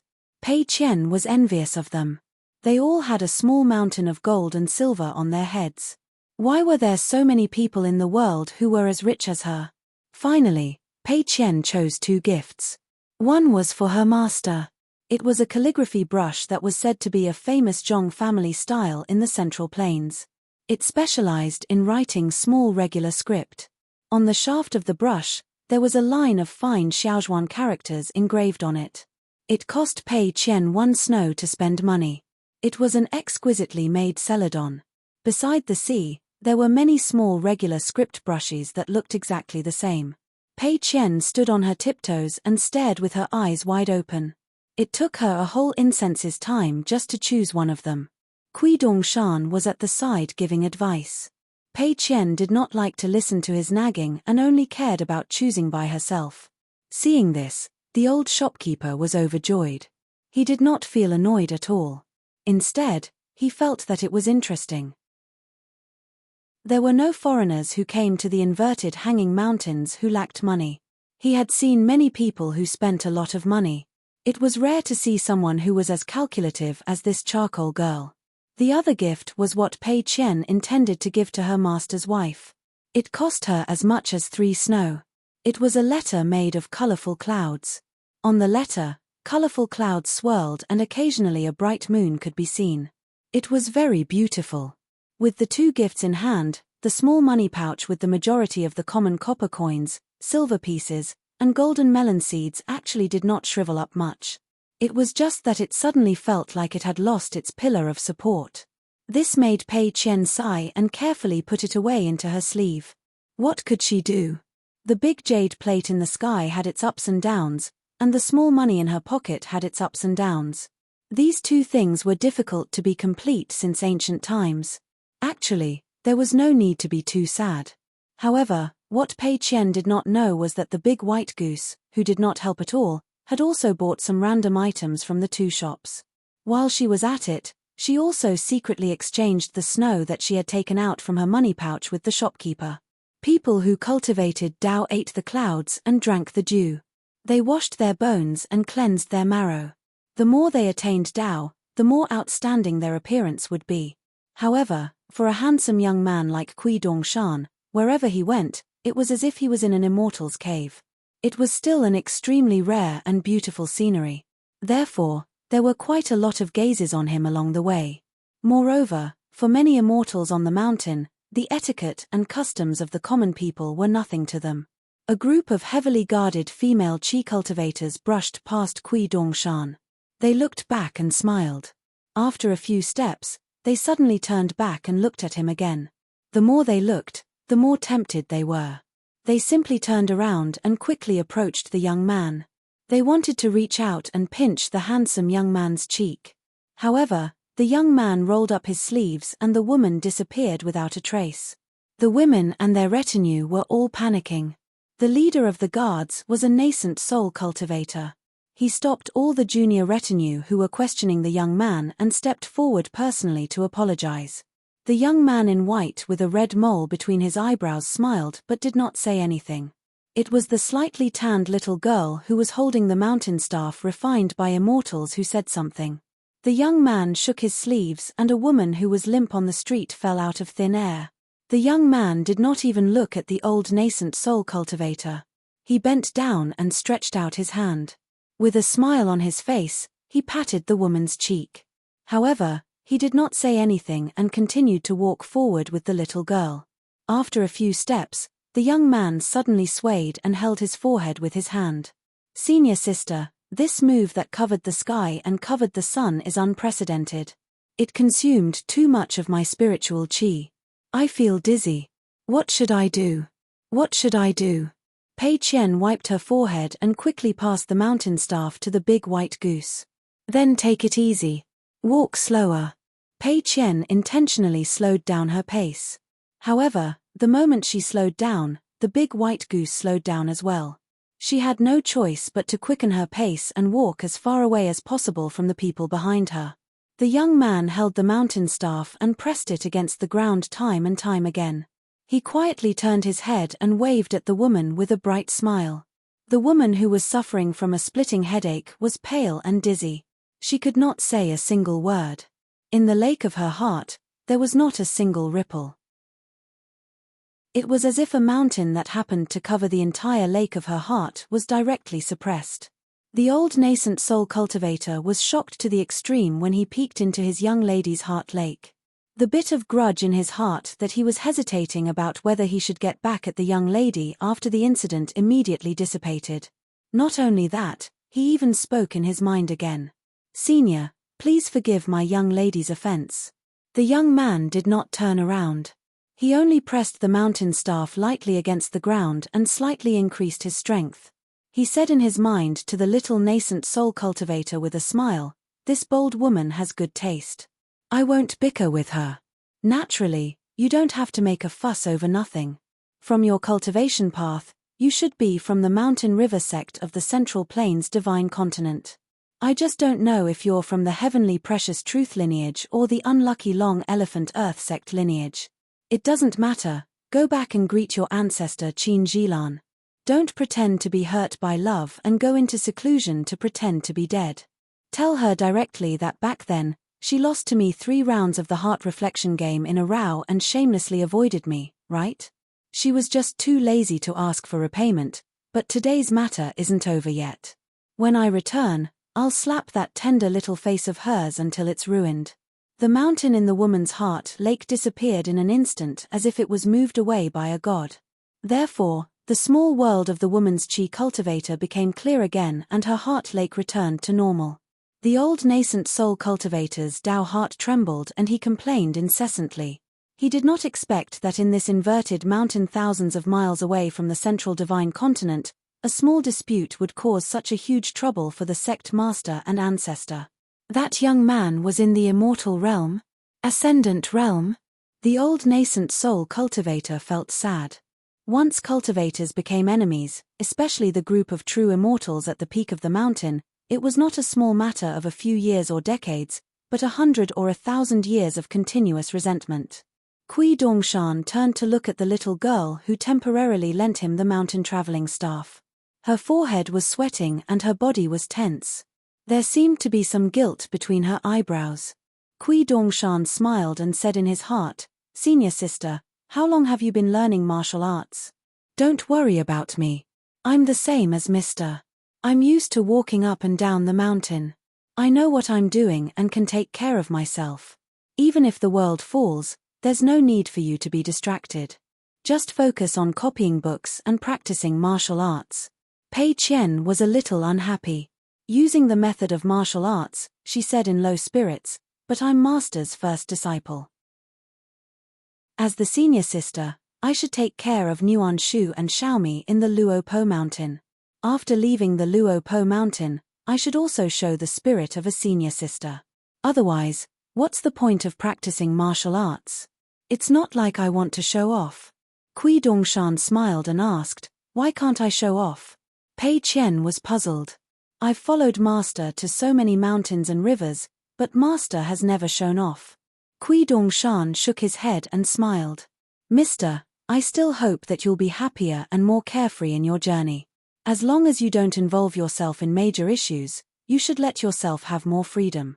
It's best that you'll be amazed and cheered by others along the way. Oh wow, they're saying that this lady's martial arts are very good. Oh my goodness, what powerful swordsmanship. If this heroine didn't come from a prestigious sect, she wouldn't have any reason or laws. Pei Qian was overjoyed at the thought of those martial arts scenes. However, Pei Qian suddenly thought of the Great Wall of Sword aura and felt a little worried. She asked softly, after passing the inverted hanging mountain, "It's another world. I heard that there are countless sword cultivators there. Sigh, each of them is more impressive than the other. The most powerful Qi refinement warriors in the world, will they bully Master, a foreigner? Although Master's martial arts and swordsmanship are the best, he's only one person after all. If the sword cultivators over there were in groups, hundreds or thousands of them, with 7 or 8 sword immortals hiding among them, will Master not be able to take care of them?" Kui Dongshan was speechless. No matter who it was, they wouldn't be able to take care of them. However, it was a good habit for Pei Qian to think of the worst-case scenario before considering everything. This was probably because she had been influenced by Mister's words and example. Hopefully, this thing didn't just grow gradually in the spring rain and among the green mountains. Oftentimes, a flower would grow in a muddy swamp or barren land at night. It would bloom before dawn, before the first rays of the morning sun had arrived. Even if it was destroyed by the wind and rain, it would bloom again. The greater hope was that it wouldn't bloom or bear fruit. Many people were destined to be just a small grass in life. They had to see the spring breeze and bask in the sun. Many people were like this in the human world. Why not treat it well? After the small incident at the foot of the Elk Cliff, Pei Qian found an excuse to bring Kui Dongshan back to the Stork Inn. She said that she was tired from walking today. The inverted hanging mountain was indeed an inverted hanging mountain. The mountain road was too difficult to walk on and she had to go back to rest. Kui Dongshan couldn't tell this senior sister that he wasn't at the sea viewing or the cave dwelling realm, but was actually at the pure jade realm. He couldn't say that his current pure jade realm was more unreasonable than the Yuanying of the sword cultivator Li Tuanjing of the Aquarius continent and the Xianji of the Yuan Spirit Hall of the North continent. The key was that even if he said it, she wouldn't believe him. Unless Mr. said it, the little girl would probably believe him and then say something like, "Keep up the good work, don't be arrogant and complacent." In Pei Qian's eyes and heart, the realms of everyone other than her master were probably not real realms. On the way to the Stork Inn, Kui Dongshan exclaimed, "Senior sister, there's money on the ground." Pei Qian looked down. She first looked around and then stepped on the snow money with lightning speed. Finally, she squatted on the ground and picked up the money. Her movements were more fluid than her punches. Pei Qian touched the snow money and said in surprise, "It's the one that ran away from home." Kui Dongshan was shocked. He jumped back and said with a shocked face, "There's such fate in the world." When he reached the corner of the alley where the Stork Tavern was located, he looked at the Pei Qian on the ground and really picked up a homeless Xue Qian from the cracks of the stone slabs on the street. He didn't expect that it was the one he named. It was fate again. Then Pei Qian couldn't stop smiling. She turned her head and stared at the big white goose. She said with a smile, "Maybe before we enter the inn, the 3 of them will be reunited as a family." Kui Dongshan said, "Is there such a coincidence in the world?" Pei Qian nodded and said, "Yes, there is no story without coincidences. But it was a pity that there was no money on the ground after walking through the alley." So Pei Qian pulled Kui Dongshan to walk again and again. No matter how patient Kui Dongshan was, he had to change his mind. He secretly threw away the snow money that he wanted to cheat some dried fish to eat. Pei Qian squatted on the ground and took out her money bag.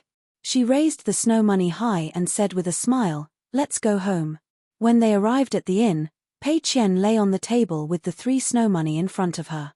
She asked Kui Dongshan to take some golden dried fish from the objects nearby. She said it was a celebration.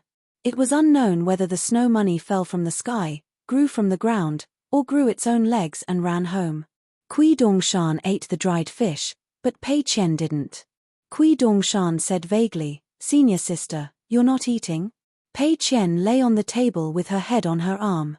She looked out of the window with her head tilted and said with a smile, "I'm not hungry." Kui Dongshan changed from wolfing down the food to chewing slowly. Pei Qian kept looking out of the window and said softly, "Besides the seniors in my heart, do you know who I'm most grateful to?" Kui Dongshan knew, but he shook his head and said he didn't know. Kui Dongshan even knew that there were two small regrets in his master's heart that he had never told anyone. One was the growth of the little girl in the red cotton-padded jacket. That was why everyone fooled around on the Academy Lake in the Great Sway Kingdom. The other was the little golden man who seemed to have gone far away and never looked back. These regrets might accompany him for life, but they didn't seem to be something that needed to be drunk or talked about. Pei Qian said slowly, "It's Sister Bao Ping and the Masteress that you're about to meet." Kui Dongshan picked up the dried fish and asked with a smile, "Why?" Pei Qian said, "I think that everyone thinks that it was my master who protected Sister Bao Ping and the others when they went to study. But I know that it was Sister Bao Ping who accompanied my master when he went out for the first time. At that time, Sister Bao Ping was still a little girl. She carried a small green bamboo bookcase and accompanied my young master who was wearing straw sandals. They went through so many green mountains and rivers together, so I like Sister Bao Ping very much. Then there's the Masteress that my master likes. If it weren't for her, even if my master could still go far and be the best master in the world today, he would not be so happy. After so many years, he would be very tired. How should I put it? Every time my master encountered something that he had to solve by himself, as long as he thought that there was a masteress waiting for him in a faraway place, no matter how far he went, there seemed to be copper coins on the ground for him to pick up. How could my master not be happy? Kui Dongshan suddenly said, "I see. If senior sister hadn't told me, I might not have known in my life." Pei Qian sat up and nodded, "Don't feel stupid. In our Luopa mountain, besides my master, I am the cleverest one." "Do you know why?" Kui Dongshan held back his laughter and asked curiously, "Please enlighten me, senior sister." Pei Qian stood up and leaned forward. She waved her hand and said, "I'll tell you secretly." Kui Dongshan stretched his neck and was hit on the head by Pei Qian. The big white goose had just eaten a few dried fish and was rewarded with a few chestnuts. Pei Qian sat back and spread out her hands. She made a gesture of qi sinking into her dantian and said seriously, "Do you know now?" Kui Dongshan glanced at the remaining dried fish on the table. Pei Qian blinked and said, "Eat. Don't worry and eat as much as you want. Just think of it as the leftovers that I left for you. If your conscience doesn't hurt, then eat more." In the wasteland, in a vast area similar to the central divine continent, there was a towering mountain that was taller than all the other mountains in the world. There was no Taoist temple on the mountain. There wasn't even a single demon who cultivated there. This was because this place had been forbidden since ancient times. For 10,000 years, only those in the upper 5 realms who dared to climb the mountain were qualified to go to the peak to pay their respects. Today, a hunchbacked old man who was as thin as a match, dressed in grey, brought a newly accepted disciple up the mountain to meet his self. As they gradually climbed higher, the old man held the child's tender hand with one hand and his other sleeve fluttered in the strong wind. The old man in grey turned his head and looked far away. There was a foreign old blind man who was still controlling the golden-armored puppet to move the mountain. The old man shook his head. The child who was being held raised his head and asked, "Is there going to be a war again?" The old man nodded and said, "Because I wasn't here before, so it was just a small fight. Chen Qing had been laughing at me for 10,000 years. At the Great Wall of Sword Qi, the gambling tables of the large and small gambling houses were doing well. This was because on the city wall, there were 2 young martial artists in the Golden Body realm who were about to spar for the second time. The woman would use the ask fist while the man would use the feed fist. There was no doubt about the outcome. Although the second shopkeeper's character was worse than the previous, his fist technique was still passable.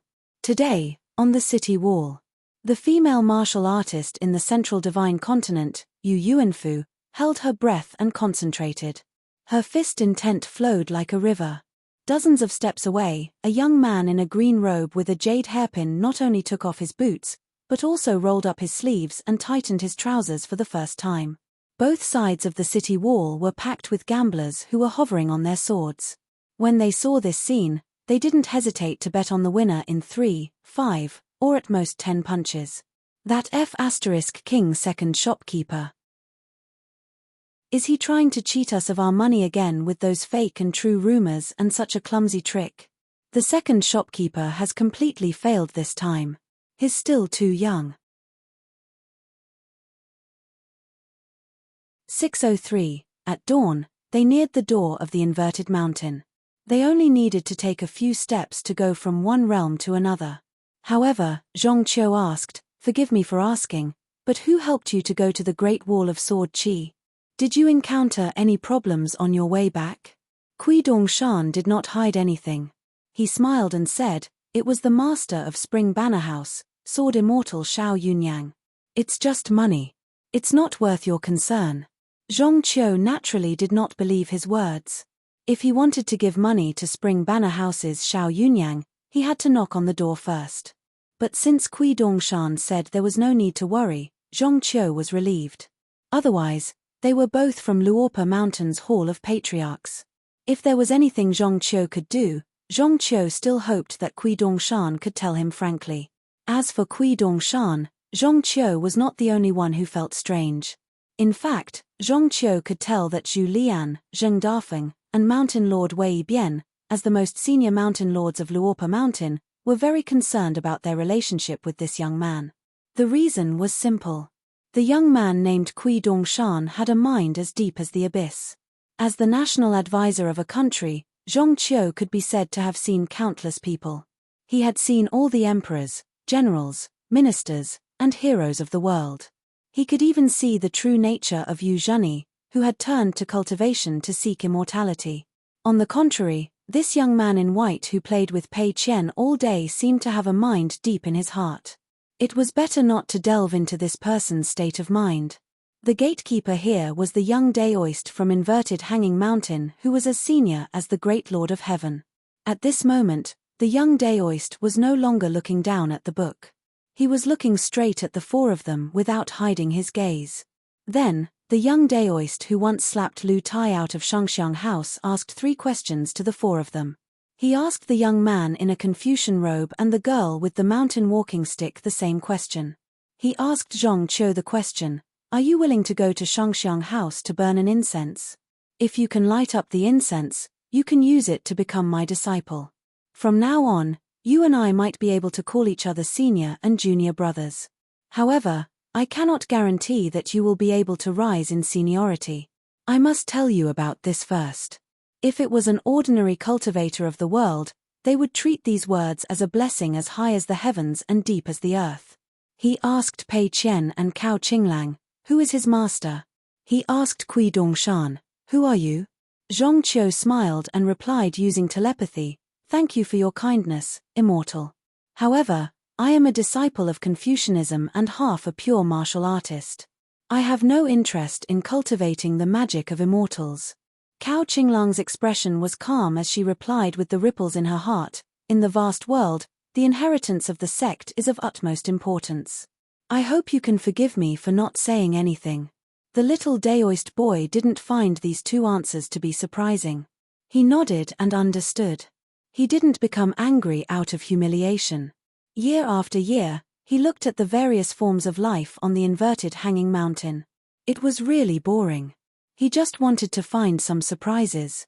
The little girl held the emerald green mountain staff refined from the golden bamboo whip in the lightning pool. She did not speak and instead looked up at the sky. She pretended to be deaf and mute. She seemed to have received the young man's reply. Then, she began to move slowly and finally hid behind the young man in white. The little Daoist boy chuckled. His reputation in the Inverted Hanging Mountain was not bad. He had never done anything like bullying others. The few times he did, he would rely on his insignificant Dao techniques and small skills. However, the answer from the young man draped in the skin of an ancient true dragon left the little Daoist boy speechless. That guy had asked such a brainless question without using telepathy or the ripples in his heart. Instead, he directly said, "I'm Dong Shan." The little Daoist boy did not have the mood to pester him. He lowered his head and continued to flip through the book. The door beside him opened. The four of them walked towards the door. Pei Qian had been hiding at a place furthest away from the little Daoist boy. Now that the big white goose moved, she stood on the left side of the big white goose and moved with it. It was as if she could not see the little Daoist boy and the little Daoist boy could not see her. After Kui Dongshan boarded the ship at Old Dragon City, he only reminded Pei Qian of one thing. If they met an expert, they should not take a second look. They should take a detour and mind their own business. Pei Qian asked what was considered an expert. Kui Dongshan laughed and said that those who looked like they were shrouded in fog were experts. After seeing them, he imitated Chen Lingjun and pretended to be blind. Then, he imitated Little Millet and pretended to be mute. Zhong Qiu stepped on the ground. His breathing was not smooth, but it was not a big problem. After a few breaths, he got used to it. They were both pure martial artists who had reached the far travel state. There was a big difference between the lotus flower blessed land and the vast world. As the imperial tutor, Zhong Qiu consumed a lot of energy and mental energy. When the lotus flower blessed land became the lotus flower blessed land, there was no more pressure from the great path. Zhong Qiu also took off the burden of being the imperial tutor. Both his mental state and mental energy were opened up.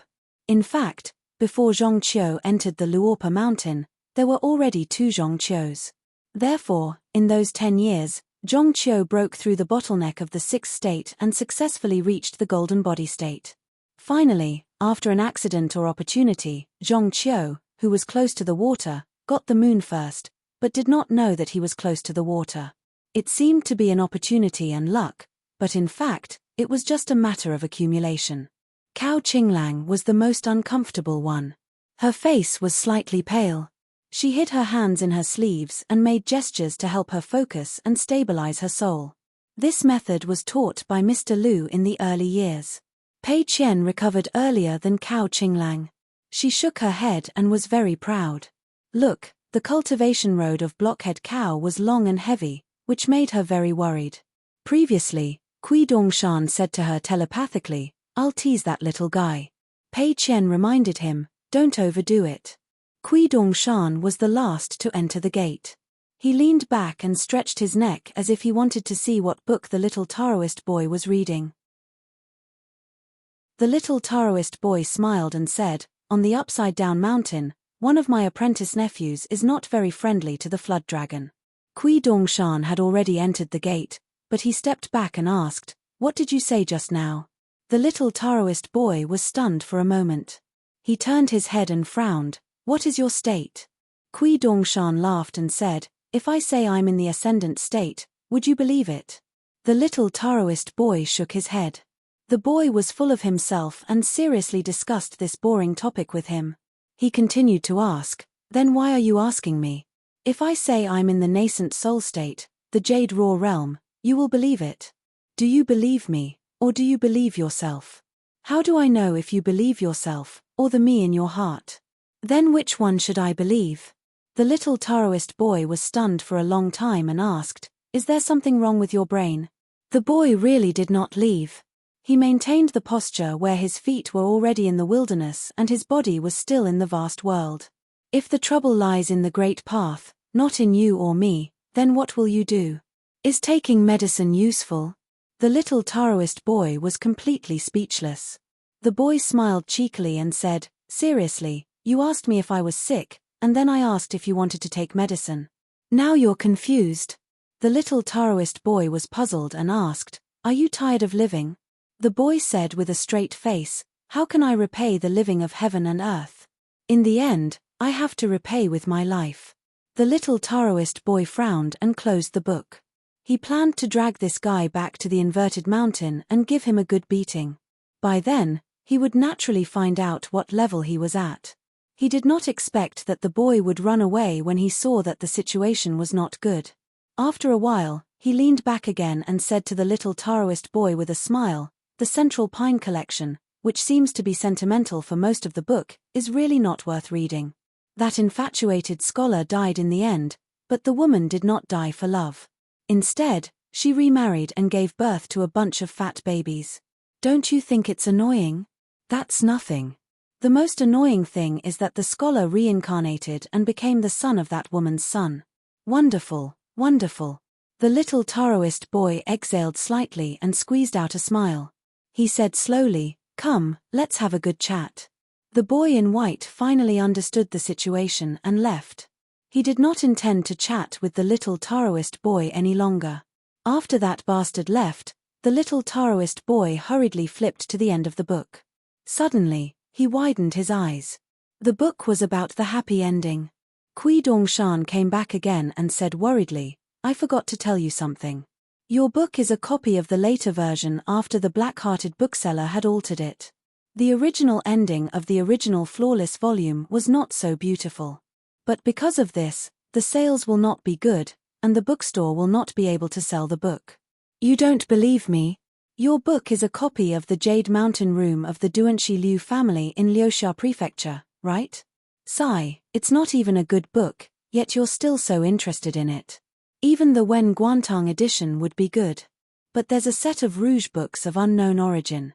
Every time a man and a woman meet, the content is not deleted but given. It's really, really good. If you have money and time, you must buy it." The little Taoist boy asked, "You have it?" The boy in white said helplessly, "I'm a great cultivator of the middle 5 realms. Why would I spend money to collect these different editions of scholars and beauties?" The little Taoist boy sighed and put away the book. Looking at it for too long would make him worried.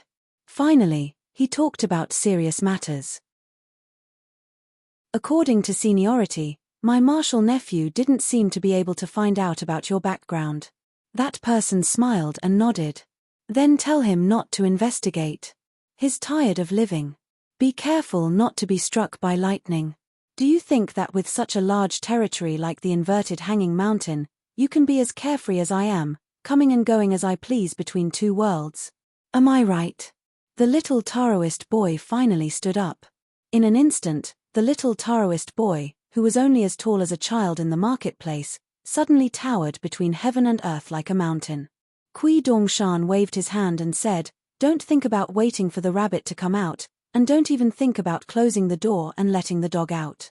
I'm a great immortal of the middle 5 realms, and every move I make can shake the earth and the mountains." The little Taoist boy was about to make an exception and go to the Great Wall of Sword Chi to drag this person back to the inverted hanging mountain. Unexpectedly, the great Lord of Heaven sitting on the lonely peak suddenly said indifferently, "Let him go." The little Taoist boy turned his head and looked at the figure on the lonely peak with cold eyes. "You want to stop me with the rules?" The great Lord of Heaven, who had a different Tao vein than the little Taoist boy, sneered. "Rules? The rules are set by me. You've been dissatisfied with this for many years. When have I ever used the rules to suppress you? It's just a Tao technique." The little Taoist boy was annoyed and walked away in circles. Suddenly, another head popped out and said bitterly, "I'm angry because of an outsider and my own people. I'm really angry. I'm really angry." After the little Taoist boy was really angry, he directly triggered a vision of heaven and earth in the sky above the inverted hanging mountain. The sea of clouds in the sky rolled and huge waves rose on the sea. The immortals fought and countless ferries that were docked at the shore were affected. Everyone was shocked, but they did not know the reason. The great Lord of Heaven, who had already set up a small world at the foot of the mountain, said indifferently, "Enough is enough." Kui Dongshan finally walked into the Great Wall of Sword Chi. Some small principles were separated from the biggest fist of the inverted hanging mountain. It meant that there was someone who would take the initiative to help solve all the problems in front of him. However, Kui Dongshan was still in a bad mood. The little Taoist boy's Tao techniques were just so, but he had an extraordinary background. Not to mention the little Taoist boy's master, there was someone who was deeply involved with the little Taoist boy. He was a big shot at the top of the Beko Keikyang building. Kui Dongshan had actually disliked him for many years. However, when he thought of how he could not immediately press him to the ground and teach him a lesson, He could only wait for the opportunity to come. Kui Dongshan felt that he was really a coward. He was a reasonable person who had friends all over the world. There should not be any overnight grudges in the world. When he thought of the old bastard Kui Dong's current realm, Kui Dongshan was even more annoyed. Therefore, his expression was not good. Pei Qian asked worriedly, "You said something unpleasant and then got beaten up. When you are outside, you will suffer losses. Bear with it." Kui Dongshan shook his head. It was rare that he did not tease this senior sister.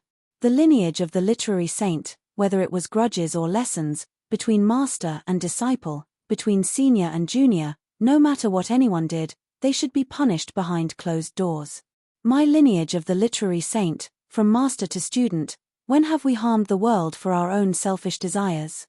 Since when had he been reduced to the point where he could only allow others to gang up on him and order him around? How can the lineage of the literary saint talk about incense? Did I really say something wrong? No. Not to mention the entire vast world, even the smallest Aquarius continent. How many people know about that Luo Po mountain? How many portraits are hung there? For 100 years, the crime is Kui Dong. Of course, it is also me, Kui Dongshan. It is also that old Xiantian who is trapped in the meritorious forest. It is also that old Xiantian who is hiding in the sea. It is also that big idiot who only eats but does not put in any effort. In the end, no one knows where he is. If in the future, master of I, Kui Dongshan, and you, the old Xiantian student, you too have cultivation but do not know how to share the burden of the sect. What will happen to your junior brother? Then what will happen? Will he still be the enemy of the world, standing alone, straightening his back, looking up at the people in the sky? Me, Kui Dongshan? In the future, I will guard the Aquarius continent to the death. Once the continent sinks, that old bastard cannot die, but Kui Dongshan can die. Pei Qian asked softly, "What happened? Tell me about it, and I'll help if I can. Even if I can't help you, I can still cheer you on." Kui Dongshan laughed. "Thinking that I can see master again, I am so happy." Pei Qian nodded his head, and then lectured him. "Then keep it in, you can't be happy once. You have to save today's happiness for tomorrow, the day after, the day after, the day after, so if you are sad in the future, you can take it out to be happy." Kui Dongshan suddenly laughed. This time he was really happy. Because he suddenly remembered that his master seemed to be the best at one thing, and that was to survive. Kui Dongshan raised his head and looked around. It was his first time coming to the Great Wall of Sword Chi. I heard that the guy whose surname is Zwar is currently staying at the top of the city wall and drinking the northwest wind. Hai Feng did not eat his fill, and came here to drink the astral wind. How can his brain not be damaged? Thinking about how he once had such a junior brother, it was truly a worry. Kui Dongshan squinted his eyes. "Let's go, directly to the top of the city wall. There is a good show there." Pei Qian said angrily, "The biggest show, can it be compared to me meeting master?" Kui Dongshan said innocently, "My master is over there, from the looks of it, he wants to fight with someone." Pei Qian stomped his feet, and said with a sullen face, "What is wrong with the people here? They only know how to bully an outsider like master." Pei Qian took a deep breath, holding onto the mountain traversing staff, he took the lead and ran. Kui Dongshan sneakily took out a piece of talisman paper from his sleeves, he turned and smiled to an old female disciple. "I borrowed it, I am actually very poor." A talisman boat appeared out of nowhere. Kui Dongshan leaned on the railing and shouted, "Big senior sister, what are you doing?" Pei Qian looked up and was stunned for a moment. The big white goose was so rich. She leaped up high, using the mountain traversing staff to tap lightly on the railing of the ferry, and her figure immediately floated into the talisman boat. As they were getting closer to the city, Pei Qian took out a piece of yellow talisman paper, but after hesitating for a moment, he still put it back into his sleeves. Master was over there, what was there to be afraid of? If master saw it, it would still be all right, he would just be given a chestnut, but if mistress saw it, he would leave a bad impression of being wronged. How could he salvage the situation? Without a second word, he would just kowtow to mistress.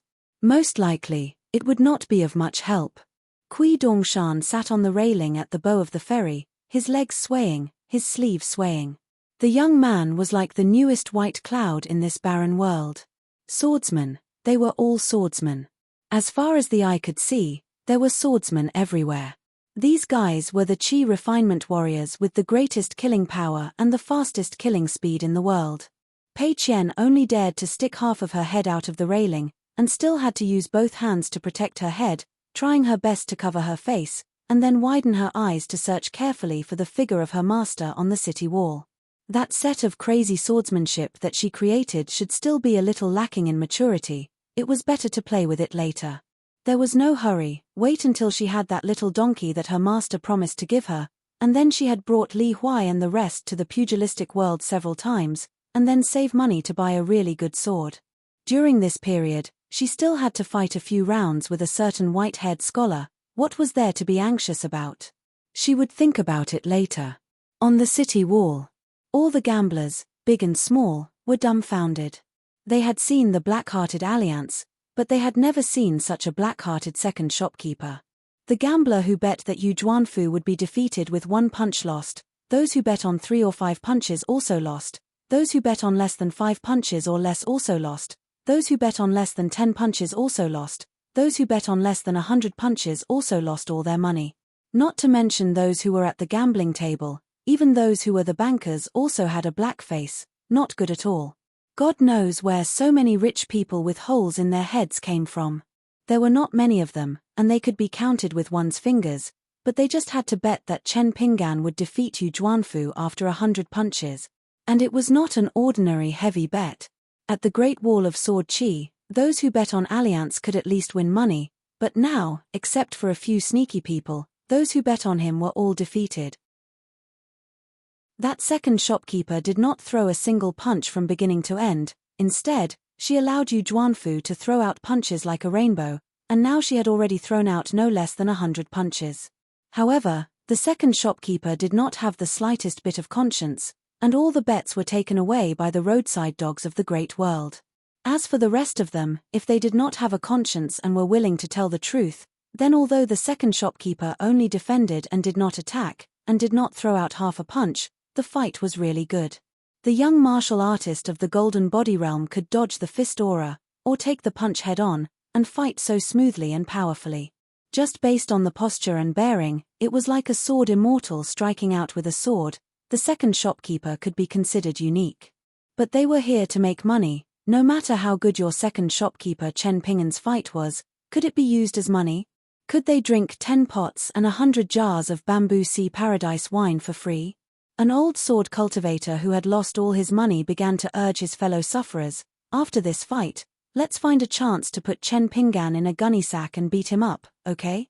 Someone helplessly said, this guy is really cunning, and it's hard to say who will put the gunny sack on whom. We can pool money together and hire a sword immortal to secretly strike. It's more reliable.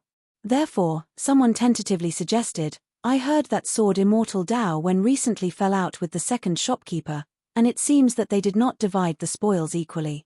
Moreover, Dao Wen is famous for not giving face to anyone, so why not pay him to strike? Otherwise, ordinary sword immortals would not be willing to strike for some immortal money. After all, this damned second shopkeeper has a great sword immortal senior brother. Another shrewd and experienced sword cultivator echoed, yes, an immortal will definitely not strike, and a nascent soul might not be reliable, so it has to be a jade unrefined realm sword cultivator.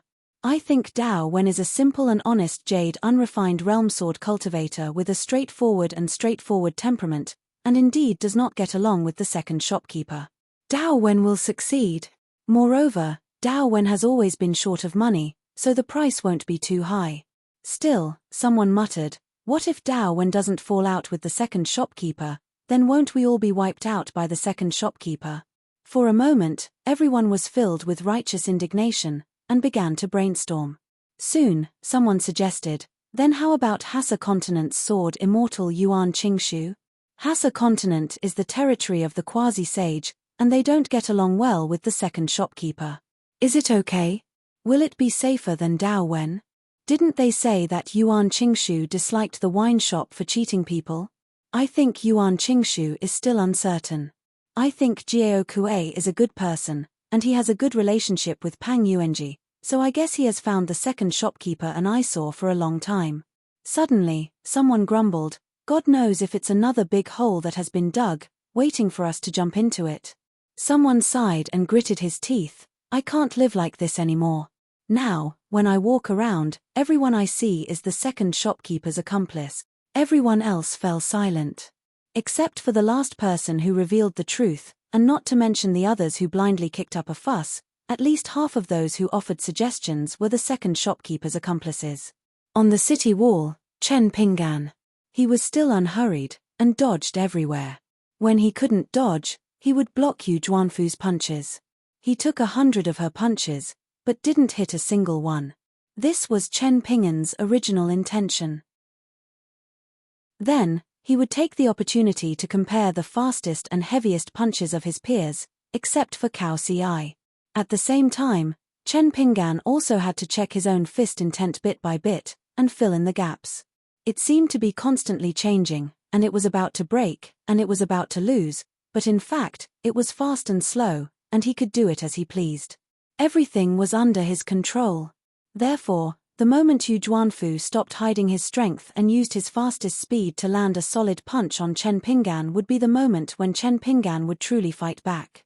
Similarly, he would use the fastest punch to deliver the heaviest punch. The Great Wall of Sword energy was fearless, and his punches and state of mind were unhindered. Sparring with Yu Juanfu was not the same as fighting with Qi Shou and Pang Yuanji. The latter had too many concerns, and it was inevitable that he had to be careful and work hard to pursue a small victory. The more he won, the more unexpected it would be for Chen Pinggan to come from the top of the city wall in the complicated Great Wall of Sword energy. In fact, both of them were foreigners, and they were both pure martial artists. Chen Pinggan didn't need to think so much at all. Just like what he said to Chen Pinggan before, even he, Chen Pinggan, was very curious. With an opponent in front of him, his fist intent was condensed to the peak. Once he completely let go of his hands and feet, how fast could his punches be? I, a martial artist, punch. Who doesn't want the martial artists in the world to feel that the heavens are above when they see my fist technique? They can only retract their fists and not dare to attack. A talisman boat that came late and was extremely eye-catching, like a nimble fish, shuttled through the crowd of sword cultivators hovering in the air. Finally, it was only dozens of steps away from the top of the city wall. The two martial artists above the city wall were sparring, and they could clearly see two wisps of ethereal figures that were like smoke. When Pei Qian really saw her master, she was not afraid of anything. She sat on the railing of the bow with the big white goose, and placed the mountain walking stick horizontally on her knees. As she watched, Pei Qian felt a little complicated. This was the first time she saw her master like this. Since she met her master again and again, her master seemed to have never been so high-spirited. It didn't seem like it just didn't. There was no worry in her master's heart. Her master was really just a pure martial artist. Her master, at this moment, was only Chen Pinggan himself. Pei Qian was both happy and sad. She placed her fists lightly on the mountain walking stick. The slightly tanned little girl's eyes shone with the brilliance of the sun and moon. Kui Dongshan smiled slightly. Unconsciously, he shook his sleeves. The ripples were small, but it was enough to cover her vision. Not far from the talisman boat, there was an old sword cultivator riding a huge sword. Behind him stood many small heads of different heights, left and right. A child shook his head and said, "This Chen Pinggan, no, he can't even fight back after so many punches. He's definitely going to lose."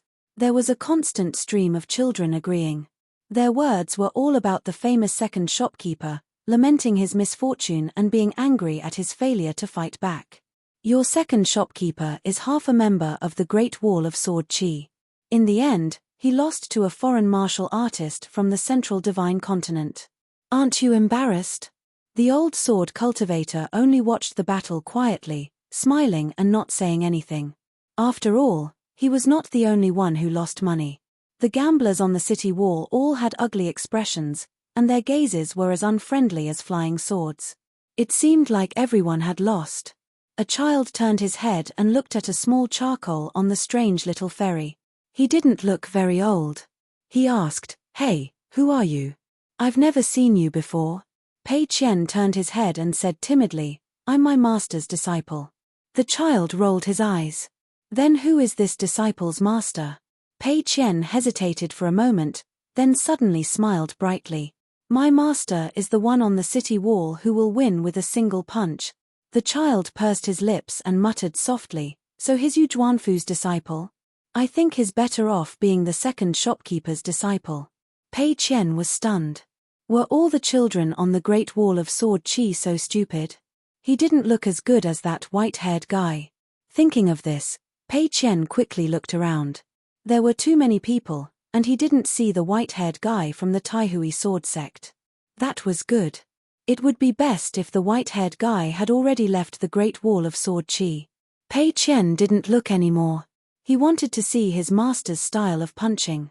Sigh, it must be because his master was too outstanding and made many enemies on the Great Wall of Sword Qi.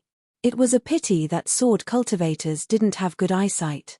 It was because his master was too invincible. On the city wall, some sword immortals riding on their swords in the sea of clouds were the first to look down at the battlefield. Then there were some earth immortal sword cultivators who noticed some clues. As for the other young sword cultivators, they were still in the dark and didn't know. Victory or defeat was only a thin line away. Yu Zhuanfu stepped on the ground, and his figure was as fast as lightning. When he could no longer see her figure, a loud bang sounded and ripples appeared on the ground. Yu Zhuanfu's speed far exceeded his previous speed. In a flash, he arrived in front of the guy who took her 331 punches. In fact, he didn't lose any battle power at all. A knee hit his chest, and a punch followed, hitting Chen Ping'an's forehead, causing his head to sway back. Yu Zhuanfu immediately retreated. With the help of the surging fist intent on the opponent's forehead and the recoil from his own punch, Yu Zhuanfu instantly retreated dozens of feet. Since her punch couldn't be considered a sword immortal's flying sword, then it was like a blunt knife cutting flesh. This was actually the original intention of her ask fist. He wasn't in a hurry, and she wasn't in a hurry either. She only needed to accumulate the advantage bit by bit, and then she could successfully throw out such punches a dozen more times to win. When Yu Zhuanfu's feet touched the ground, he felt a loud tremor. After the punch, not only was Yu Zhuanfu's head punched back, but he also swayed back. In order to stop himself, Yu Zhuanfu's whole body leaned back and slid all the way, forcibly not falling to the ground. Not only that, Yu Zhuanfu had to rely on instinct to change his route to avoid Chen Ping'an's powerful punch. But in the next moment, Yu Zhuanfu did indeed dodge, but that green robe seemed to have been waiting for him. This was a feeling that Yu Zhuanfu was extremely familiar with, but also unfamiliar. Because in the past, the opponent would only wait in a certain place and not punch.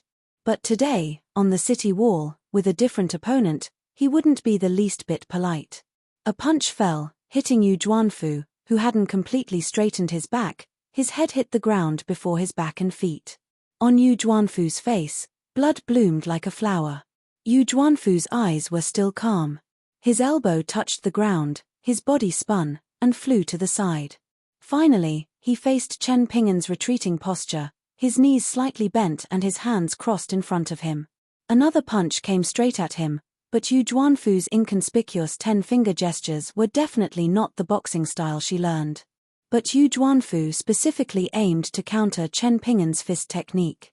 These days, he had been working on the immortal hand, which could break his fist intent without a single thread of connection. Kui Dongshan smiled and said, "A little clever." But what he really cared about was not the battle without suspense, but the subtle changes in everyone's expression outside the battlefield. The more expressionless a person was, or the more tranquil a person's smile, the more interested Kui Dongshan was. After the punch, Yu Zhuanfu was no longer as stubborn as before. He leaned back, his hands on the ground, and his body turned upside down. His ankles touched the ground, and he bent his waist to move several zhong away. But he found that Chen Ping'an was just standing in the same place. Where he stood, the sword qi retreated, the sword intent and fist intent collided, causing Chen Ping'an's mountain-like figure to distort like a wrinkled painting. Yu Zhuanfu didn't retreat, but instead advanced. Then I'll exchange a punch with you, Chen Pinggan. Yu Juanfu rushed forward and threw a punch, pressing forward with indomitable will. Unexpectedly, when that person approached, he seemed to suddenly change his mind. He didn't want to exchange a punch with her. His body turned, bent, and turned.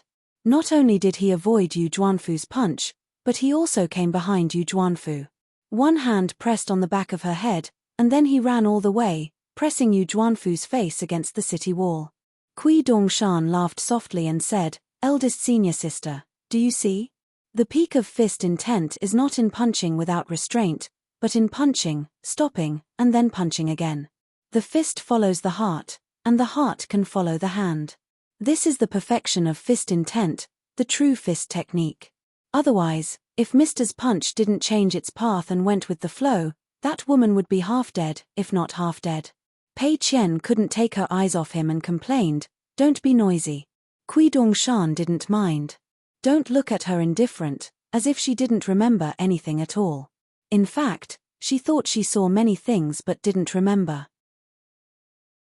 All the sounds of heaven and earth that she heard but didn't seem to hear were in fact in her heart. As long as she needs to remember, she can use them, and she can instantly remember. Yu Juanfu sat on the ground with her back against the wall, looking up at Chen Pinggan. "There's a third round." Chen Pinggan shook his head. "There's no third round. You and I both know it. If you don't want to admit defeat, we can talk about it after you break through." Yu Juanfu swallowed a mouthful of blood, but didn't wipe the blood off her face.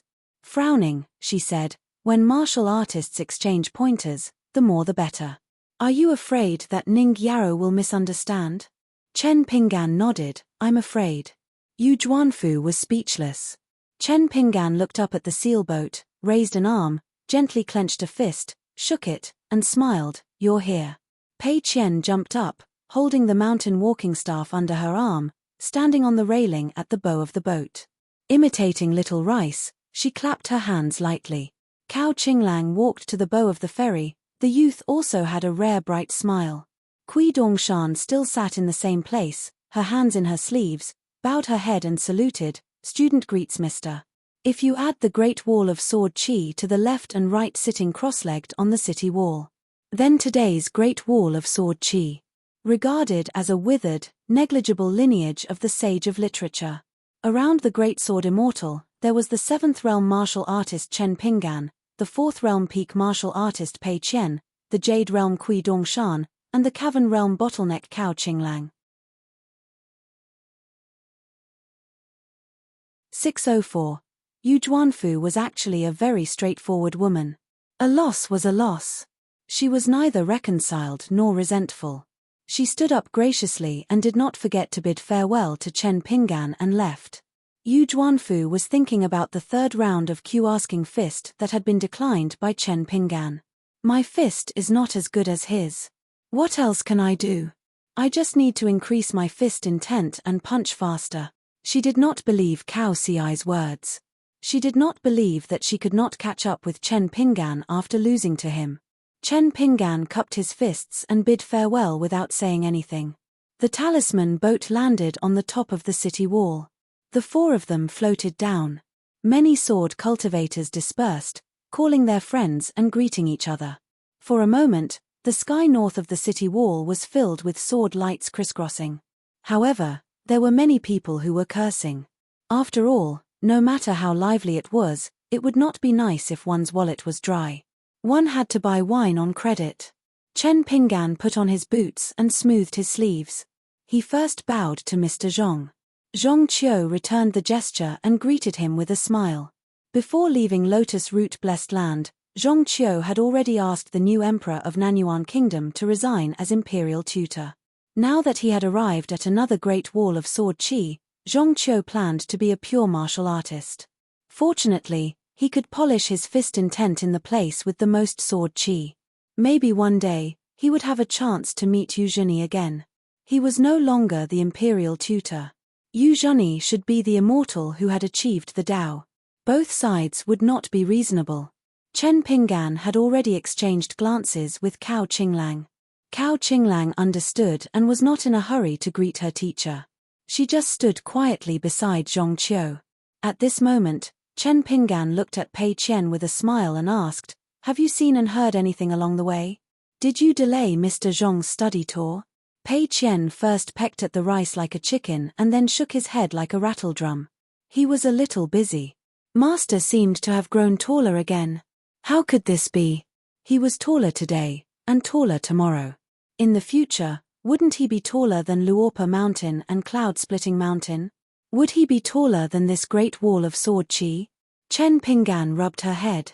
Pei Qian suddenly let out a cry of Aya and his shoulders shook as if he was about to fall. He frowned and said in a low voice, "Master, don't you think it's strange?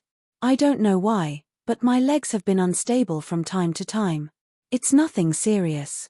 Don't worry, Master. It's just a sudden stumble and it won't affect me from practicing boxing with old chef. As for copying books, it won't affect me at all." Pei Qian tiptoed and reached out to cover his mouth. He quietly said, "Shifu, Nuan Shu and Mi Lia said that I often sleepwalk. Maybe I knocked myself one day, like a table leg or railing or something." Chen Pinggan suddenly understood. "I see." Pei Qian heaved a sigh of relief. It was indeed a watertight reason. Everything was fine now.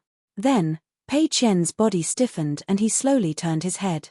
Qi Jinglong slowly walked over with his disciple.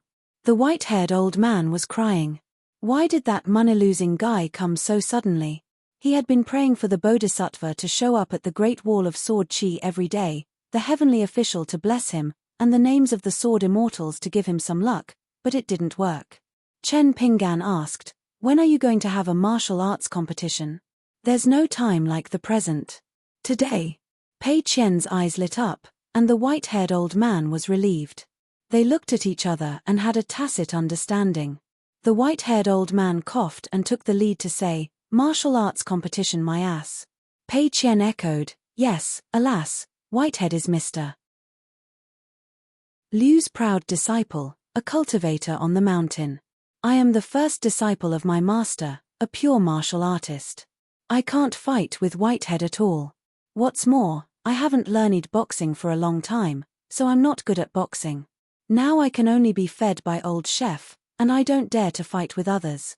If we really want to fight, it won't be too late to wait until I master the crazy devil sword art." The white-haired old man was anxious. "Even if you master that sword art, you are still a pure martial artist. You are a swordsman, not a sword cultivator. The difference is like heaven and earth. You can't fight with each other." Pei Qian was also anxious. What did he mean? Did he look down on my sword art? He was looking down on Pei Qian. Did he look down on my Shifu?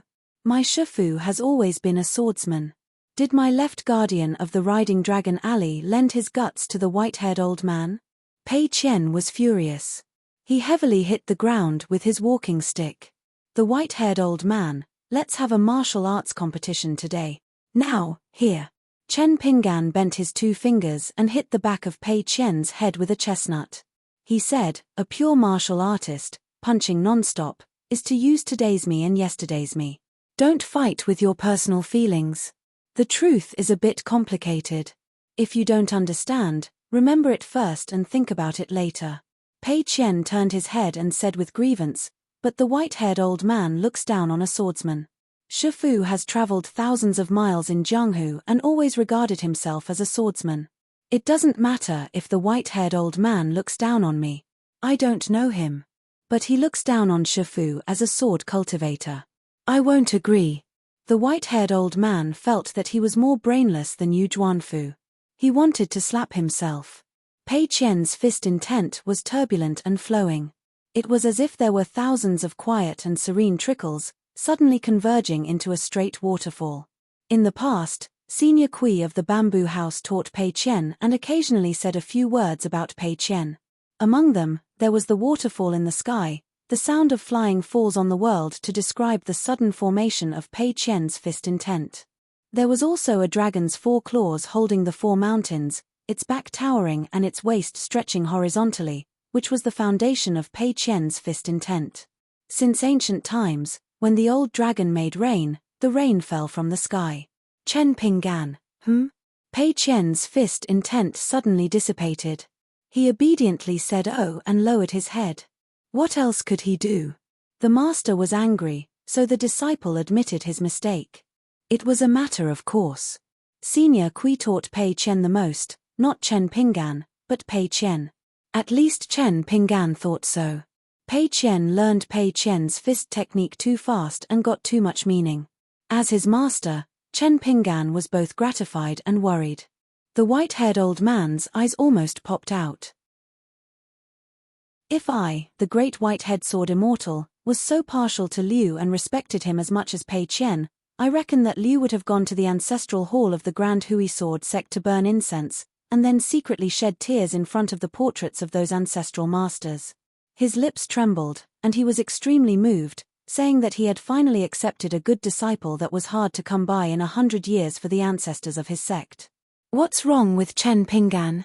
Did he drink too much at the wine shop and his brain was not clear? Or was it because of the previous fight with Yu Juanfu and the solid punch on the forehead that hammered his brain? Chen Pinggan said seriously, the white-haired old man is half a family member. It doesn't matter if you usually fight with him, but just because he said a few words, you have to be so serious about Pei Qian and formal martial arts? Then in the future, when you travel alone in Jianghu, will you meet those who you don't know and happen to hear them say a few harsh words about Master and Luopo Mountain? Will you use a faster and heavier fist to reason with people? It may not be so. After all, no one dares to say what will happen in the future. Even Master does not dare. But tell me, is there such a worst possibility? Do you know, as long as it's really that one, then it's 10,000. If that's the case, there are so many cultivators in the world who go down the mountain to experience the world. One mountain will only be higher than the other. The Jianghu is deep, and everywhere seems to be a pond, but in fact, it's a deep pool. You are alone outside and suffered a big loss. Others made a small mistake, but you relied on your fist intent and handed out a big wrong fist. Then other people's relatives, friends, and elders attacked you. Even if Master is willing to fight for you after the event, Master has that much strength, how many punches can he throw out with a clear conscience? When Master meets that person, he doesn't say a word and only punches with all his strength. How can Master knock him down with one punch and only say one sentence to him, saying that my disciple's fist is only small and the principle is big? Since that's the case, as a master, I will use a new fist to talk about the old principle with you. Pei Qian lowered his head and did not speak. The white-haired youth's mind was blank. There was no greater sorrow than a dead heart. The youth only knew that his life was over. Kui Dongshan smiled and said, Mr. Liu, Mr. Zhong, shall we walk around?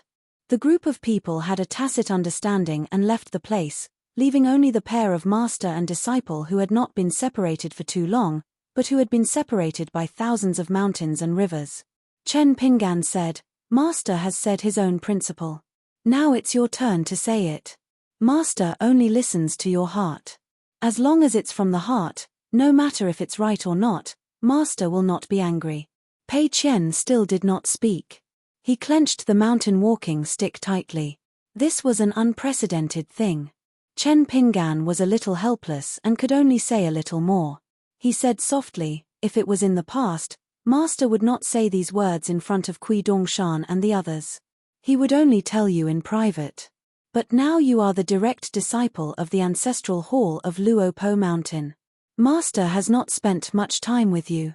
Moreover, you have grown up a lot and learned fist techniques. Instead of taking care of your feelings, I would rather talk to you in private. If you did not take it seriously, then Master would rather you feel that Master has made you lose face in front of so many people. You would complain that Master is unreasonable in your heart, but you have to remember these principles. Everything in the world, surplus is a blessing. Only the principle cannot be surplus. If you can say it today, say it today. If you missed it yesterday, make it up today. If you do not teach well, it is the fault of the father. If you do not teach well, it is the laziness of the teacher. Master has told you so many troublesome rules, not because he wants you to walk the Jianghu by yourself in the future and have your hands and feet tied, and not be happy at all. But because he wants you to think more when you encounter problems.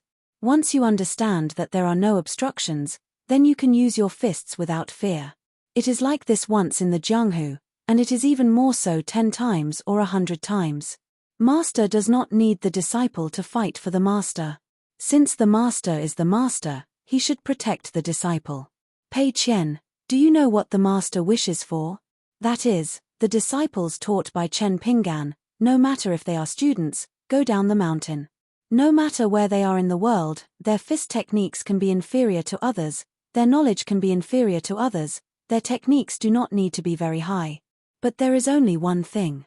No matter who it is, they do not need to teach you how to be a person. Master is here. Master is here. One person is enough. Pei Qian had already been choked with sobs. She hugged her beloved mountain walking stick, which she got along with day and night, and often whispered to it. She raised her arm, wiped her tears with her left hand, and wiped her face with her right hand. But she could not stop her tears, so she gave up. She raised her head, wrinkled her face hard, and choked with sobs. Master, the reason why I said that before is that if it is a real fight, as long as the white-haired old man treats me seriously, I will definitely not be able to beat him. But I am really angry with him. Anyway, I can't beat him, but I must use my fists. I am the first disciple of the master. I will not allow him to look down on the master and the swordsman. Even if I can't beat him, I will not be able to beat him. Chen Pinggan scratched his head. Then I am wrong. I want to say sorry to you. Chen Pinggan bent down, stretched out his palm, and helped her wipe her tears. Pei Qian was a little embarrassed. Why was there snot on his nose? He hurriedly turned his head. When he turned his head again, he was beaming with joy. How could Master be wrong? Master, take back the words sorry. Chen Pinggan pinched her cheeks. You're so naughty. He almost couldn't help taking out the sword-cultivating gourd to drink, but now he didn't want to drink anymore. He said, you know the weight of your fists, or you can think about it before you punch. This means that when you punch, you are always punching, not following the punch. Very good. So I am wrong. I am willing to sincerely say sorry to you. After that, you have to pay a little attention to what I say. Remember as much as you can. If there's anything you don't understand or feel that it's not right enough, just tell me and ask me directly. I'm not like some people, I won't feel embarrassed. Pei Qian shook his head and said leisurely, some people are really outrageous. They are too different from Master and me. Chen Pinggan knocked her with a chestnut. Pei Qian rolled her eyes, held the mountain walking stick in one hand, and stretched out the other hand. She swayed and wandered around Chen Pinggan. It was unknown whether she was pretending to be drunk or sleepwalking, but she pretended to talk in her sleep. Whose master is he? He has such a powerful supernatural power.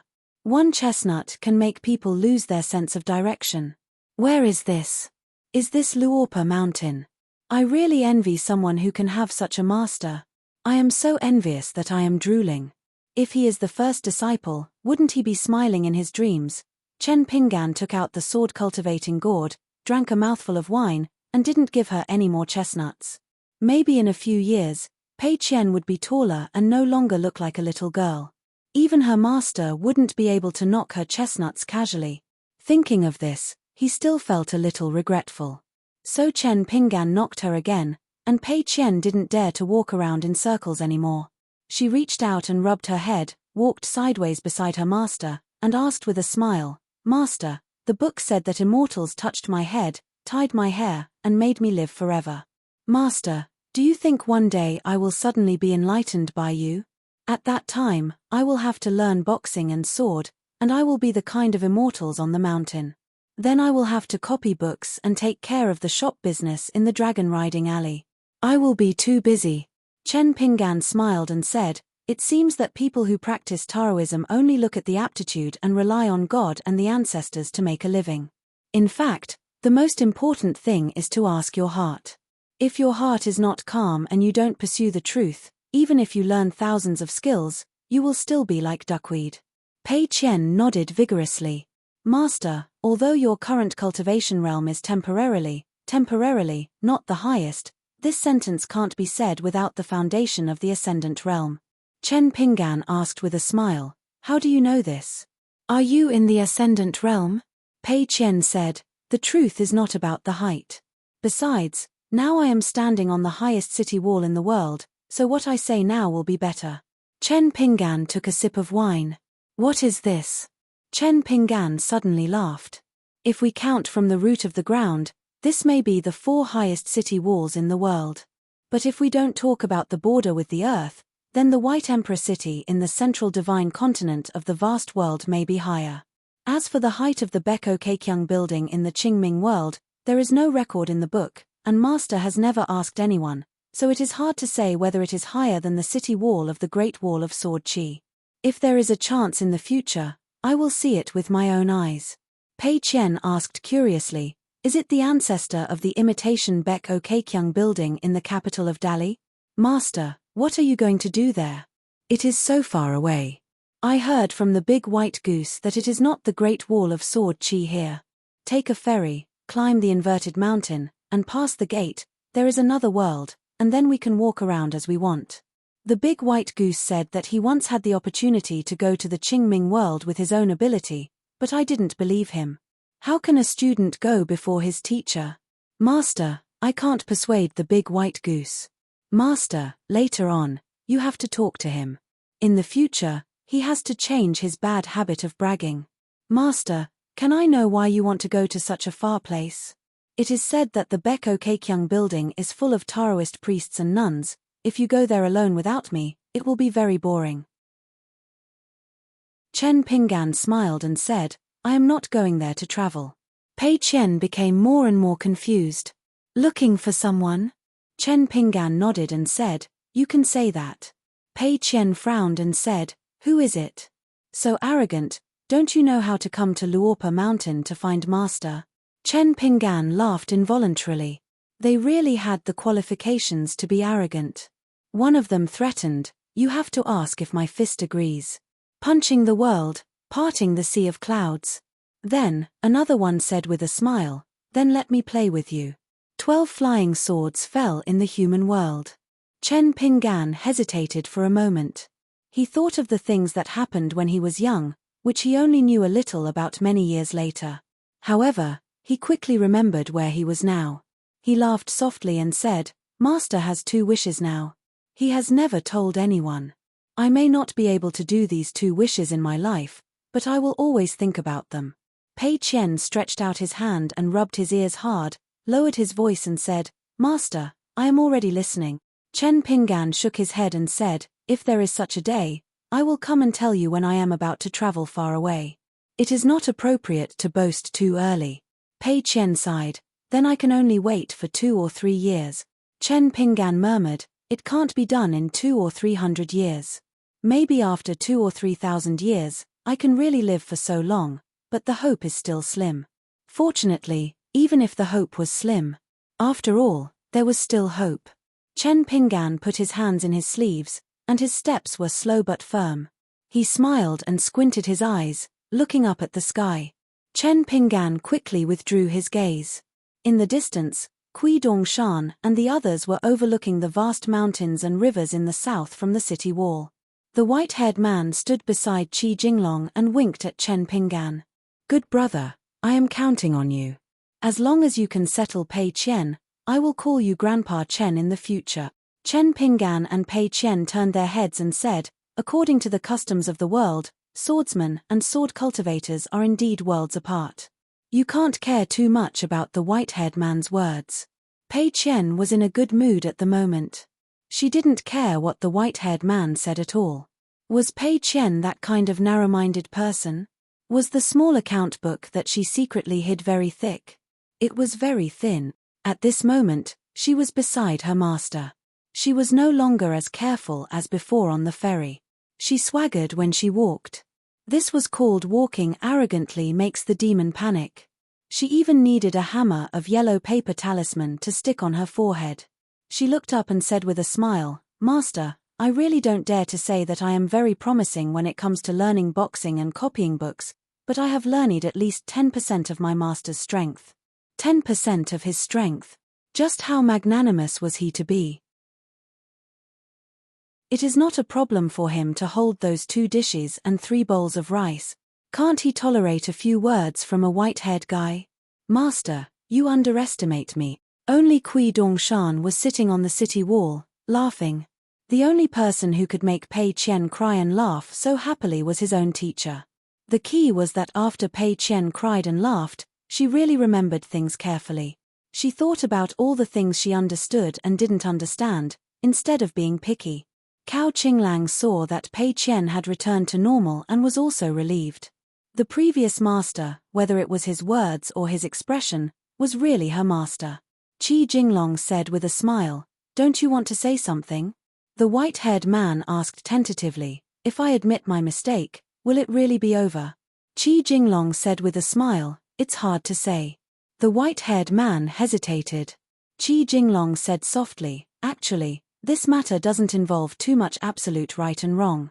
What you need to admit is actually not those words. In my opinion, it can't be said to be offensive. Of course, this is the case logically, but it may not be the case emotionally. After all, when you talk to people in the world, it means that you are definitely not talking to yourself. Your mentality is not right. You went through Luopo Mountain, but you didn't really pay attention to see and think more. Otherwise, your relationship with Pei Qian shouldn't be so awkward. How can I pay attention? On Luopo Mountain, when we met, I was knocked unconscious by Pei Qian's kick. It was rare for the white-haired man to be so sad on Liu's side. He glanced at little charcoal not far away, and only dared to lower his voice, muttering, "Don't you know what kind of person my brother Chen is? Even if you don't know, the entire Great Wall of Sword Qi knows. If Pei Qian has learned 70 to 80% of Chen Pingan's true teachings, what should we do? Your relationship with Chen Pingan is so good. In the future, you will definitely have to deal with him often. You go to Luopo Mountain, and he comes to Tai Hui Sword Sect. In this way, can I hide from Pei Qian every time?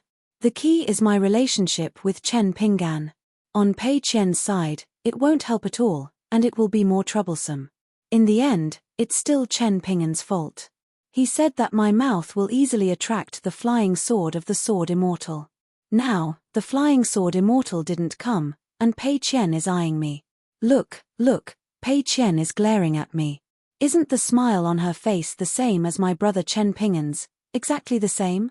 Liu, I can see that although Chen Pingan taught Pei Qian a lesson just now, in fact, he cares about her the most.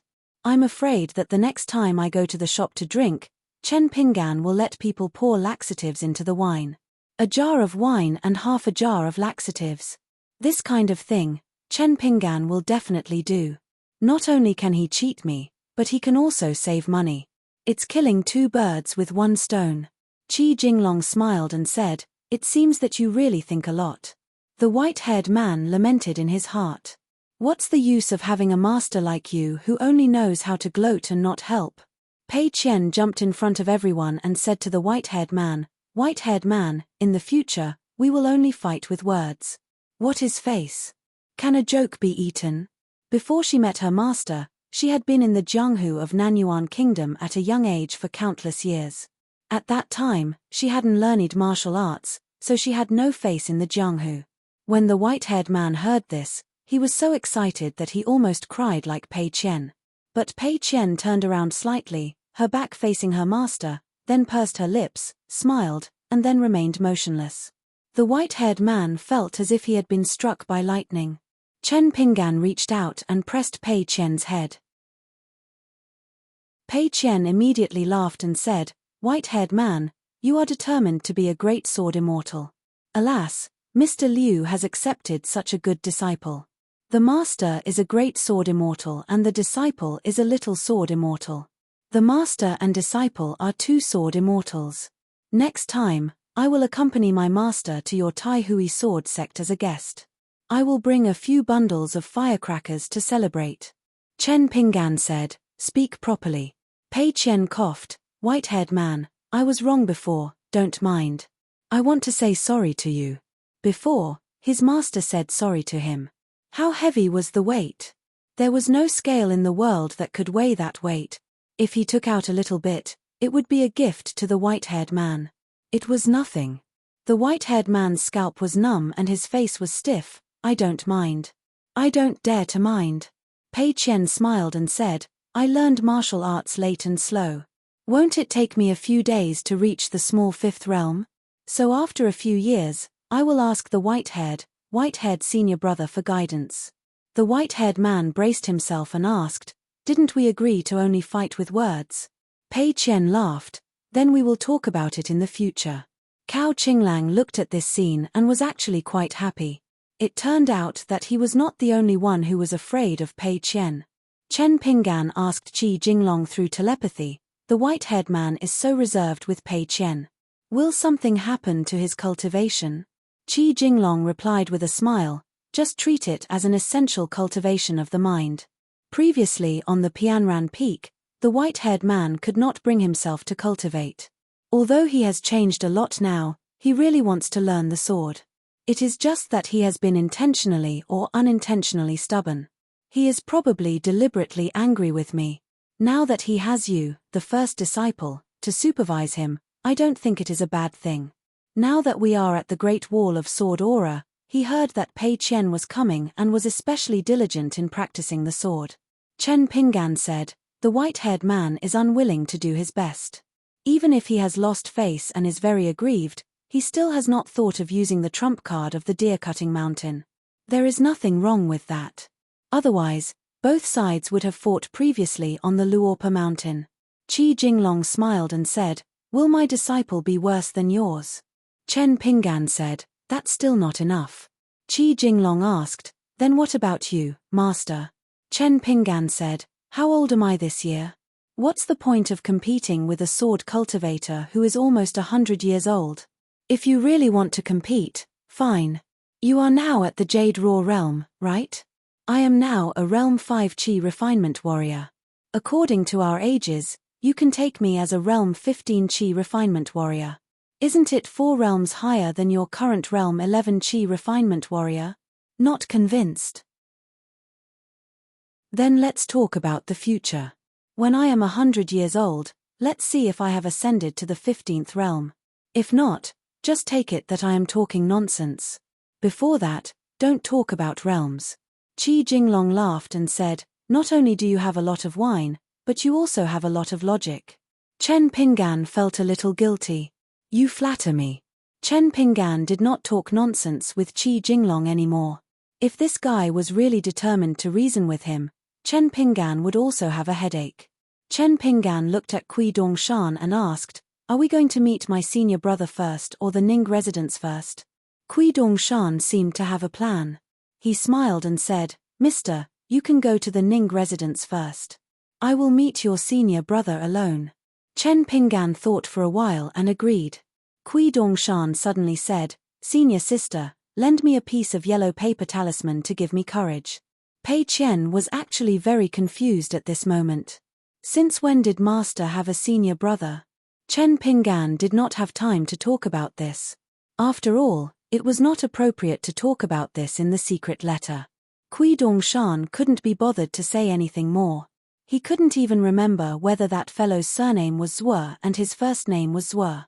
If Mr. hadn't mentioned it just now, he wouldn't have known that such a great sword immortal was actually living in the open on the city wall, sitting there every day to show off his sword qi. Pei Qian took out a piece of yellow paper talisman from his sleeve.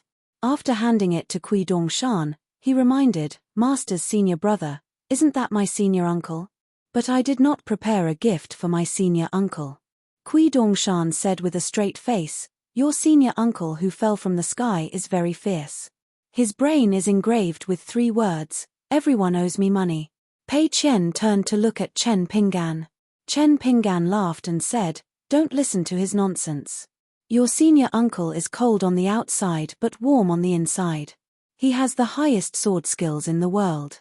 Later, you can show your crazy sword skills to your senior brother. Pei Qian was frightened and said, Master, have you forgotten? I couldn't walk steadily before, and now my legs are aching. I don't know what I bumped into when I was sleepwalking. I can't play that insignificant sword skill. Don't let senior uncle laugh at you, right? Whitehead was inexplicably hit by the 5 thunders again. He bumped into something when he was sleepwalking. Qi Jinglong held back his laughter and took Whitehead to another place on the city wall. Whitehead was now going to practice sword skills with the disciples of Taihui sword sect. When he left, for the first time in his life, Whitehead felt that practicing sword skills was so satisfying.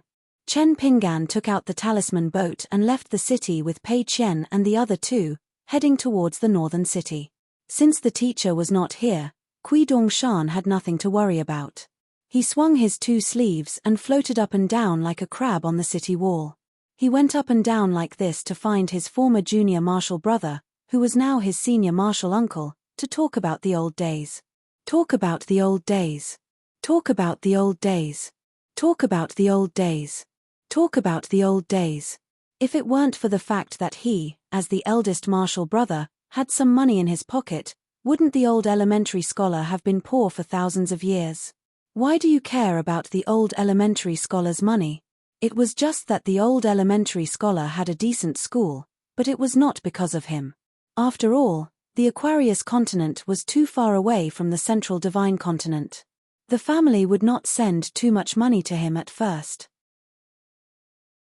The real reason why the old elementary scholar was able to drink to his heart's content, buy books today, buy paper and brush tomorrow, and finally collect the 4 treasures of the study the day after tomorrow, was because the old elementary scholar had taken in a third disciple. That fellow was the richest among his fellow disciples, and also the one who was most filial to the teacher. Little Chi, why do you suddenly want to learn chess? This is a good thing. Go find your eldest martial brother. His chess skills are barely enough to teach people. But there are no chess jars or chessboards in the school. The jars and chess pieces of Liu Li Zhai, and the chessboards of Jiang Ju, although they are close to the school, but don't buy them. They are too expensive. Really, don't buy them. I'd rather walk 1,000 steps than waste money. Yes, teacher. Little Chi, I have been reading the tablets recently. With the help of the gods, my seal writing skills have improved greatly. Do you want to learn? Yes, teacher. I want to learn. Little Chi, have you read the 2nd edition of Miao Hua Anthology? Binding and paper are all trivial matters. It's fine if it's a little off. We scholars don't pay attention to these fancy things, so we won't talk about it. But the books of the ancient sages are a big matter of learning. If the words are out of place, it's not very appropriate. Many times, the difference of a single word is thousands of miles away from the purpose of the sages. We scholars must pay attention to this. Teacher is right. I understand.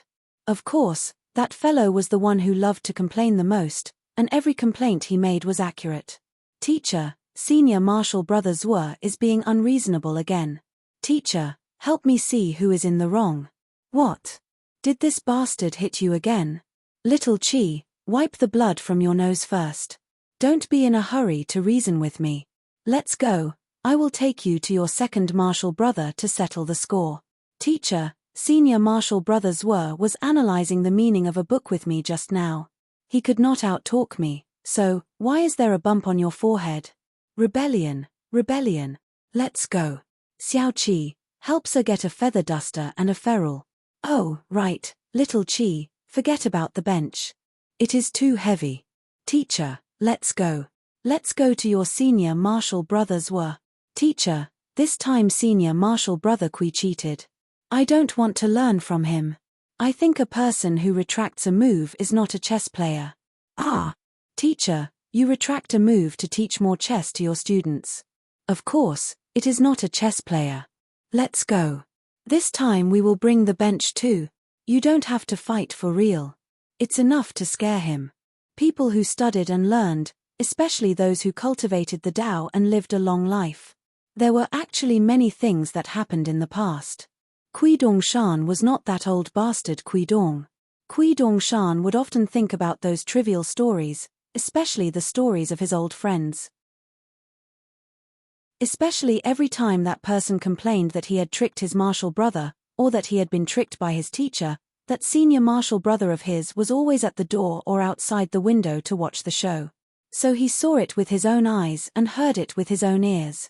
Kui Dongshan knew one thing better than anyone. All the seemingly insignificant things of the past, as long as he still remembered them, were not real things of the past. Instead, They were things of today and the things of the future. They would revolve in his heart for the rest of his life. Unknowingly, Kui Dongshan came to the left and right. The left and right were still resting with their eyes closed. They were sitting on the city wall, nourishing their sword intent. As for Kui Dongshan's arrival, they did not even look at him, let alone turn a blind eye. Kui Dongshan jumped off the city wall and walked to a place about 20 steps away from the city wall and the back figure. The young man in white jumped up and kicked his legs quickly. Then he threw a series of punches at the left and right figures. He moved to another place and continued. It was all the famous martial arts moves in Jianghu. His punches and kicks were domineering. Occasionally when he was in the air, he would bend his waist and stretch out his hand to tap the instep of his feet. His posture must be extremely elegant and unrestrained. Finally, he stood on one leg and spread out his palms. He did the action of qi sinking into his dantian. After finishing his work, he felt refreshed. After 100 moves, with his little unpolished jade realm cultivation, he was able to fight evenly with the great sword immortal. At the Great Wall of Sword Qi, it could be said that he had gotten a good start. The left and right did not even bother to turn and look at the young man in white. He asked indifferently, "Do you want to be chopped to death by my sword or chopped to death by a few more?" "Senior sister, someone is threatening me. It's too scary." Kui Dongshan slapped the talisman on his forehead and said, "I forgot that senior sister is not here."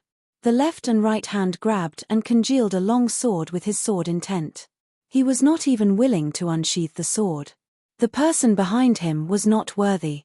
"You, Kui Dong, have a clear conscience of the Aquarius continent, have a clear conscience of the vast world. But you do not have the qualifications to say that you have a clear conscience.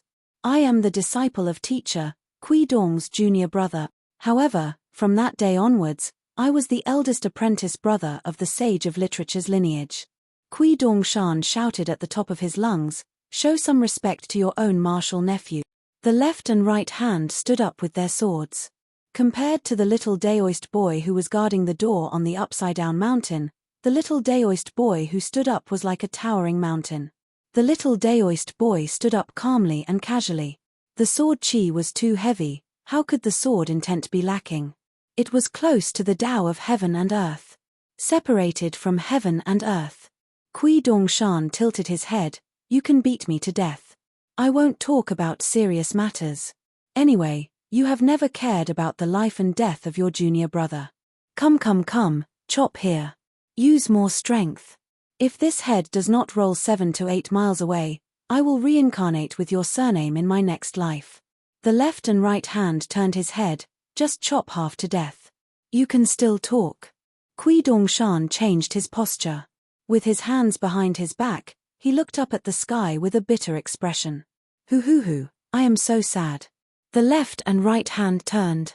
Kui Dongshan hurriedly said, "I am not Kui Laro bastard, I am Dongshan." On this day, a young man who looked like a floating cloud was hit by a 3-foot-long sword condensed from a pure sword intent.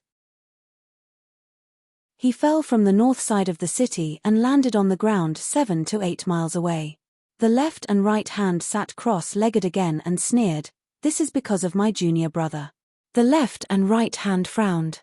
The big boss sword immortal came to his side and laughed. "Did you notice the strange phenomenon just now?" The left and right hand nodded. If not for that, Kui Dong, or the current Kui Dongshan, would not dare to come and meet him alone. Chen Qingdu sighed, "That is your junior brother's voice. Your sword techniques are not high enough, so you can't hear it." The left and right hand said expressionlessly, "Senior is so good at talking. Then can I trouble Senior to say more?" Chen Qingdu shook his head and said, "I won't say it. If I say those words, it will involve the 3 worlds." Previously, Chen Pingan walked on the city wall with his disciple. He had thoughts, but he didn't say them out loud. They just kept surging in his heart. Actually, he only relied on his thoughts to create some interesting small movements. Chen Qingdu just sighed with emotion, "It's good to be young." The young man who was really not that old had just muttered to himself, "Everyone, don't worry. Let me reach the 10 realms of martial artist first, and then fight for the 11 realms. Then I want to ask the fist beyond the sky. Let me reach the Ascendant Realm. Q Sword, Beko Keikyung Building. And the young man was standing at the gate of Ning Mansion with an awkward expression. There were two accidents. One was that Ning Yaro actually interrupted his seclusion and came out again, standing at the gate to welcome them. The other was, when his first disciple saw Ning Yaro, he kowtowed 3 times heavily without saying a word. Chen Pinggan said helplessly, "Pei Qian, isn't it a bit too much?" Pei Qian didn't get up, just raised her head and shouted, "Pei Qian greets master's wife." Chen Pinggan immediately pulled a long face. It was not too much, and the etiquette was just right. The most awkward one was actually not Chen Pinggan. It was Cao Qinglang. Cao Qinglang bowed at this moment, but it seemed that it was not polite enough. Kneeling and kowtowing was even more inappropriate. Ning Yaro pulled Pei Qian's ear and pulled her up. But when Pei Qian stood up straight, she still had a smile on her face. She wiped the dust on Pei Qian's forehead with her palm and looked at the little girl carefully. Ning Yaro smiled and said, "Even if you are not too beautiful in the future, at least you will be a good-looking girl." Tears streamed down Pei Qian's face. He sniffled and said sincerely, "Master's wife's taste is so good. First, you chose master, and now you're saying this. If master's wife continues like this, I'll have to worry that master isn't worthy of master's wife." Ning Yaro glanced at someone from the corner of her eye. Chen Pinggan immediately nodded and said, "This worry is very reasonable." Ning Yaro shifted her gaze and smiled at the young man in a scholarly robe. "You must be Cao Qinglang. You are more like a scholar than your master." Cao Qinglang then bowed, "Greetings, master's wife." Ning Yaro nodded and then cupped her fist to Zhong Qiu. "Ning Yaro greets Mr. Zhong." Zhong Qiu cupped his fist in return and smiled. "Zhong Qiu of Luopa Mountain, sorry to disturb you." Pei Qian suddenly remembered something. He took off his bag and carefully took out the small regular script writing brush and the colorful cloud letter. He stood on his tiptoes and presented them to his master's wife with both hands. Then, he stood on his tiptoes and whispered to Ning Yaro, "Mistress, I was the one who chose the iridescent cloud letter. Mistress, you don't know, but I walked a long, long way in the inverted hanging mountain. If I continue walking, I'm afraid that the inverted hanging mountain will fall into the sea." The other one was chosen by Cao Qinglang. "Master's wife, in all honesty, it's not that we are unwilling to pay more, but we really don't have much money on us. But mine is more expensive. 3 snowflakes cost money. His is cheaper, only 1 snowflake." Cao Qinglang scratched his head. Chen Pinggan and Zhong Qiu looked at each other and smiled. Ning Yaro glanced at the small regular script. It was obvious that the young lady had intended to give it to her master. Ning Yaro rubbed Pei Qian's head and then smiled at the reserved young man. "Cao Qinglang, I owe you a greeting gift. Remember to make it up in the future." Cao Qinglang scratched his head and nodded again. Pei Qian was dumbfounded. Oh wow. Master's wife's taste was better than a few hundred Pei Qian's flattery. No wonder master's wife could pick out his master from so many people in the 4 world. Master's wife's house was really big. Pei Qian followed beside Ning Yaro and walked at the front. Pei Qian chattered non-stop. Chen Pinggan and Cao Qinglang walked side by side. Zhong Qiu walked alone at the back, intentionally or unintentionally. Chen Pinggan chuckled and said, "If you have some free time, do me a small favor and carve a seal together." Cao Qinglang nodded and agreed. Chen Pinggan twisted his wrist. Pei Qian was temporarily unable to take care of him. It was fine if he forgot about his master because of master's wife. Chen Pinggan secretly handed a small carving knife to Cao Qinglang and reminded him, "This is for you. It's best not to let Pei Qian see it. Otherwise, you'll have to bear the consequences." Cao Qinglang smiled and said, "I understand, master." 605. Although the Ning mansion was not located in Taixiang Street or Xuanhu Street, the mansion was not small. Chen Pinggan helped the 3 of them choose 3 houses. Cao Qinglang was a chi trainer, so the location was the most important. The aura could not be thin, but the sword chi could not be too strong. Otherwise, Cao Qinglang, who was at the bottleneck of the cave realm and was about to enter the sea viewing realm, was the most unwilling Qi trainer to be in the Great Wall of Sword Qi. Fortunately, Chen Pinggan knew everything about the Ning mansion.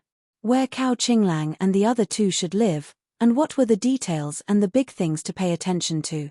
Ning Yarrow let Chen Pinggan make all these decisions.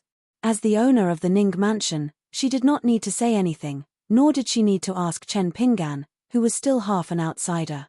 Pei Qian was like a little oriole, making up his mind to hover around his master's wife. At first, Chen Pinggan was worried that Pei Qian would delay Ning Yarrow's closed-door training.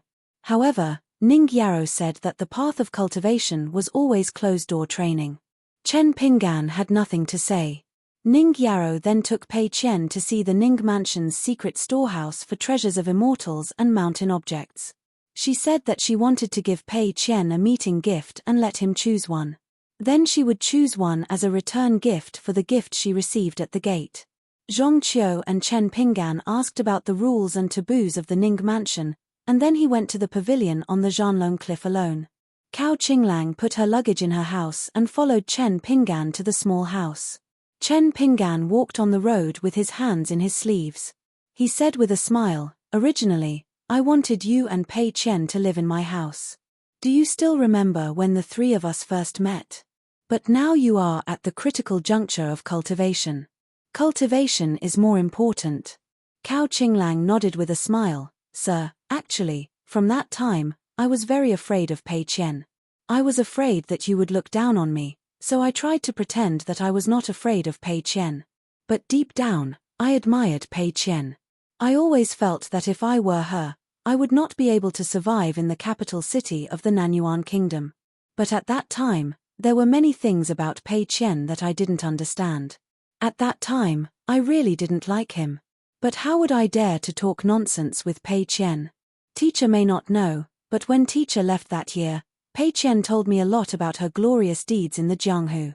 Of course, I understood the meaning behind her words." Chen Pinggan asked with a smile, "Did Pei Qian secretly hit you when I wasn't at your ancestral home?" Cao Qinglang nodded vigorously, but did not mention the details. Chen Pinggan did not ask further. Chen Pinggan could imagine how he and Pei Qian interacted when he wasn't at Cao Qing's ancestral home in Shabby Alley. Of course, when the three of them were together, Chen Pinggan would also do things that Cao Qinglang and Pei Qian would not intentionally think about in the past. It might be words, or it might be something trivial. But there were many things that Cao Qinglang could only face by himself, from the life and death of the elders to the trivial words that poked at his backbone. It was hidden in the gaps between eating melon seeds, chatting casually on a small stool, and hiding in the big pile of food on the neighbor's table. In fact, the child, Cao Qinglang, relied on the word endure to force the clouds to disperse and the moon to shine. At that time, Cao Qinglang really could not beat Pei Qian. He did not even dare to fight back. The key point was that at that time, in addition to being unstingy, Pei Qian also hid an aura like that of a fierce bandit. He kicked an ant's nest, and slapped a mosquito and fly. Cao Qinglang was not afraid. Especially one time when Pei Qian was holding a small stool and staring at him, but he didn't say a single harsh word. At that time, Cao Qinglang, who was still a thin and weak child, was really scared. Many times when Chen Pinggan wasn't in the house, Cao Qinglang could only be chased to the door by Pei Qian to be a door god. A lonely child sat gloomily on the steps, but did not dare to stay in his own house. The child could only stare at the corner of the street, waiting for the white-clothed young Master Chen with a sword on his back and a scarlet wine gourd at his waist to come home. As long as he reached the alley and saw that figure, Cao Qinglang would finally be able to go home. He would not be able to say anything, nor could he complain. That was because Pei Qian was really smart. That kind of intelligence was something that Cao Qinglang, who was of the same age, could not imagine at all. She had warned Cao Qinglang from the beginning that even though she had lost her parents, she was still something. If she dared to complain, she would beat her up every time she complained. Even if she was chased out by that bastard who had so much money but refused to spend it, she would still climb over the wall in the middle of the night and smash all the pots and pans in your house. That guy pretends to be a good person and helps you. You can stop me for a day or two, But can you stop me for a year or two? What kind of person is he, and who are you? Will he really stay here forever? Besides, I know his temper better than you, idiot. No matter what I do, he will never beat me to death. So you better know your place. Otherwise, if you become my enemy, I will pester you for a few years. In the future, every new year, when your family is going extinct and you can't afford to buy couplets for door gods, I will steal your bucket and fill it with other people's feces and piss. When I pass by your house every day, I will carry a big bag of stones.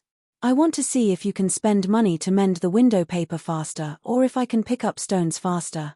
What made Cao Qinglang feel most uncomfortable about Pei Qian back then was not the direct threats, not the words that Pei Qian thought were the worst and most frightening, but the other words that Pei Qian said with a smile. Your family is so poor that your rice jar is cleaner than your bed. The only use of a jinx like you is to get out of the house and be a door god. Do you know how much money 2 door gods cost? You can't afford it even if you sell yourself. Look at other families, the more people they have, the more money they have. Your family, on the other hand, didn't leave much money after you died.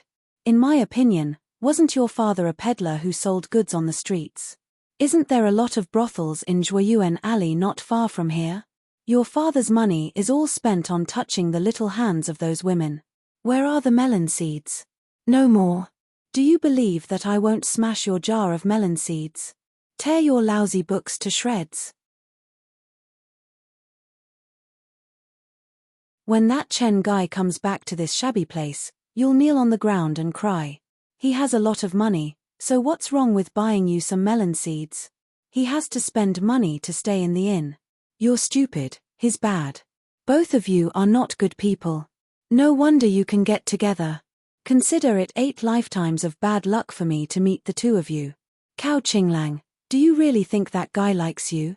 He's just pitying you. Sigh, he and I are the same kind of people. Do you know what kind of people we are? Just like when I was strolling on the street, I saw a baby bird that had fallen from its nest on a tree. I really felt sorry for it, so I went to find a stone and threw it down, killing it in an instant so that it would suffer less. Is there any reason for that? So, am I a good person? Do you think I'm staying at your house and not leaving? I'm protecting you. Maybe one day you'll be killed by him.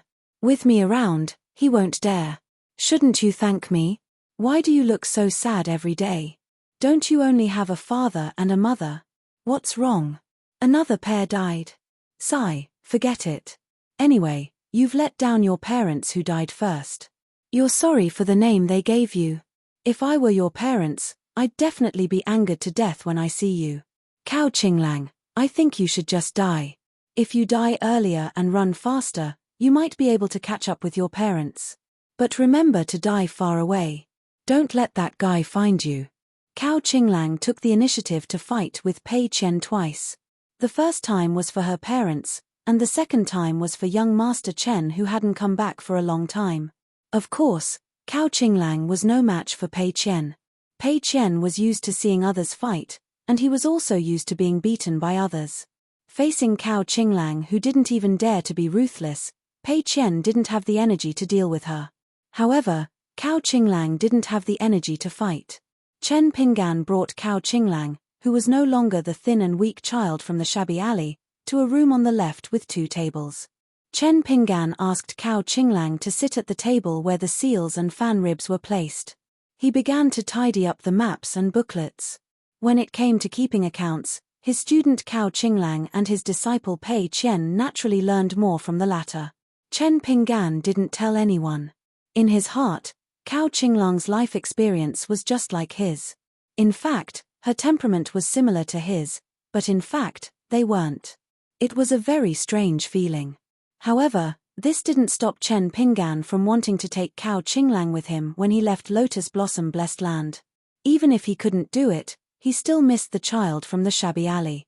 He sincerely hoped that Cao Qinglang could become a scholar in the future.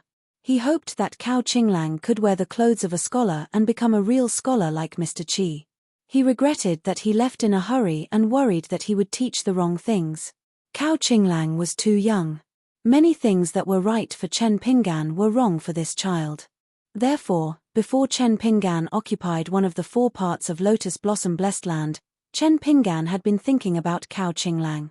When Pei Qian asked him that question in the inn at the border of the Great Spring Dynasty in Tongya Continent, Chen Pinggan didn't hesitate to say yes. He admitted that he didn't want to take Pei Qian with him at all. If possible, he would only take Cao Qinglang away from his hometown and come to Chen Pinggan's hometown. As the saying goes, even a clay Buddha has anger. However, it was rare for Chen Pinggan to get angry, especially with Pei Qian. This was the first time in Chen Pinggan's life that a child like him got angry. Zhao Shuxia learned martial arts like him, but Chen Pinggan saw his best friend Liu Xianyang more in Zhao Shuxia. How did Zhao Shuxia protect Luan Luan when they first met? And how did Liu Xianyang protect Chen Pinggan when they became acquaintances and friends in the small town? And how did Liu Xianyang protect Chen Pinggan after they became best friends for so many years? What was more like Chen Pinggan was Pei Qian's timid gaze as he secretly sized up the world. It was Sui Jingcheng's guessing and gambling. Now, there was another youth with the Great Wall of Sword Qi. It was also similar. It wasn't Zhong Jiazhen, who was already helping out in the wine shop, but a poor youth named Jiang Chu in the Straw Hat Alley.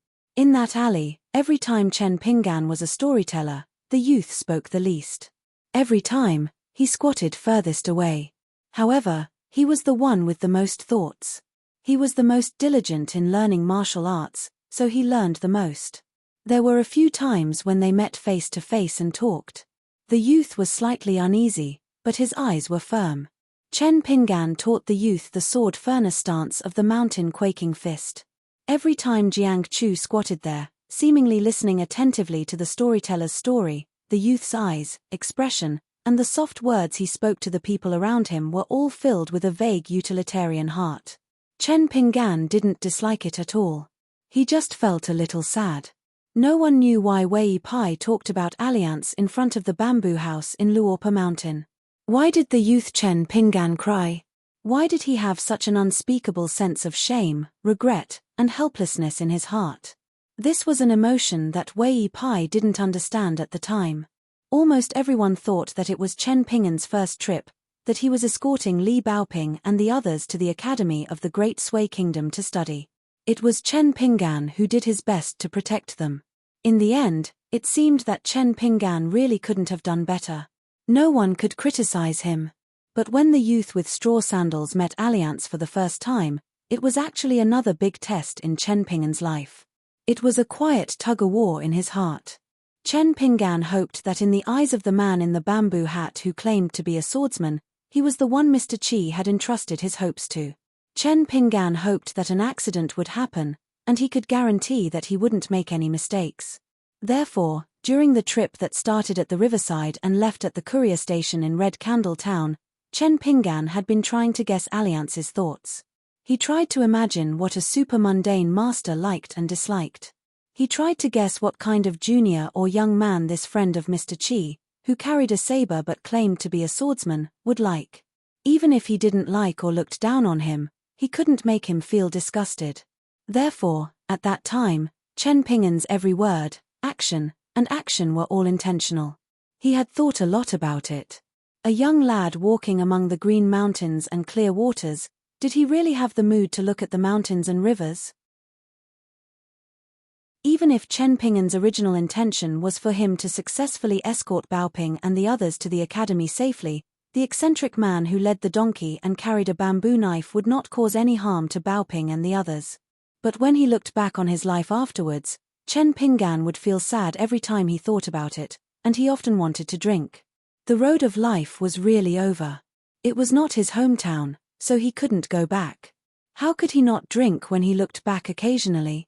The cautious Jiang Chu at the Great Wall of Sword Qi today was very similar to the thoughtful Chen Pinggan in the past. Cao Qinglang's movements were gentle.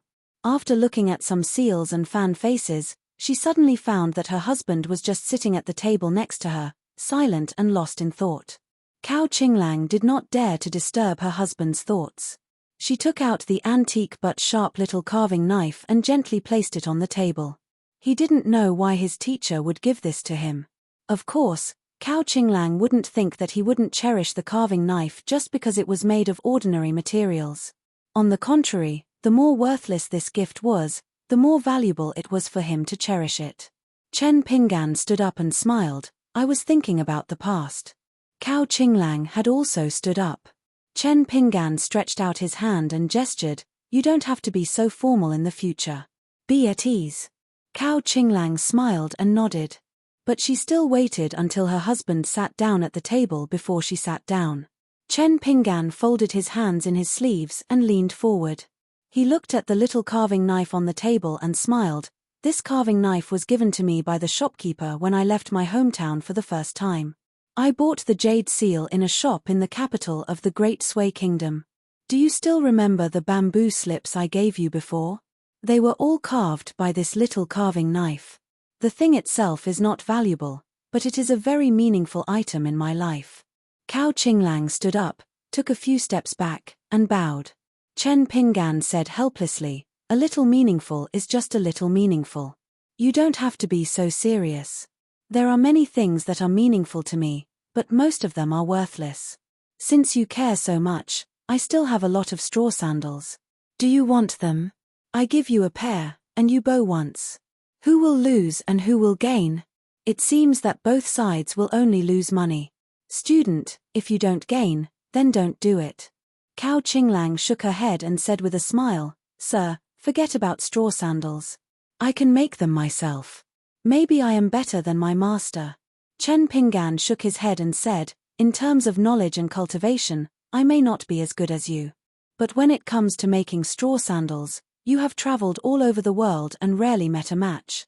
Cao Qinglang smiled slightly. Chen Pinggan joked, according to Li Tuanjing, the former owner of the Wind Thunder Garden, if weaving straw sandals is also a cultivation path, then you are just a fledgling in the lower 5 realms. You don't know what the upper 5 realms of weaving straw sandals is like.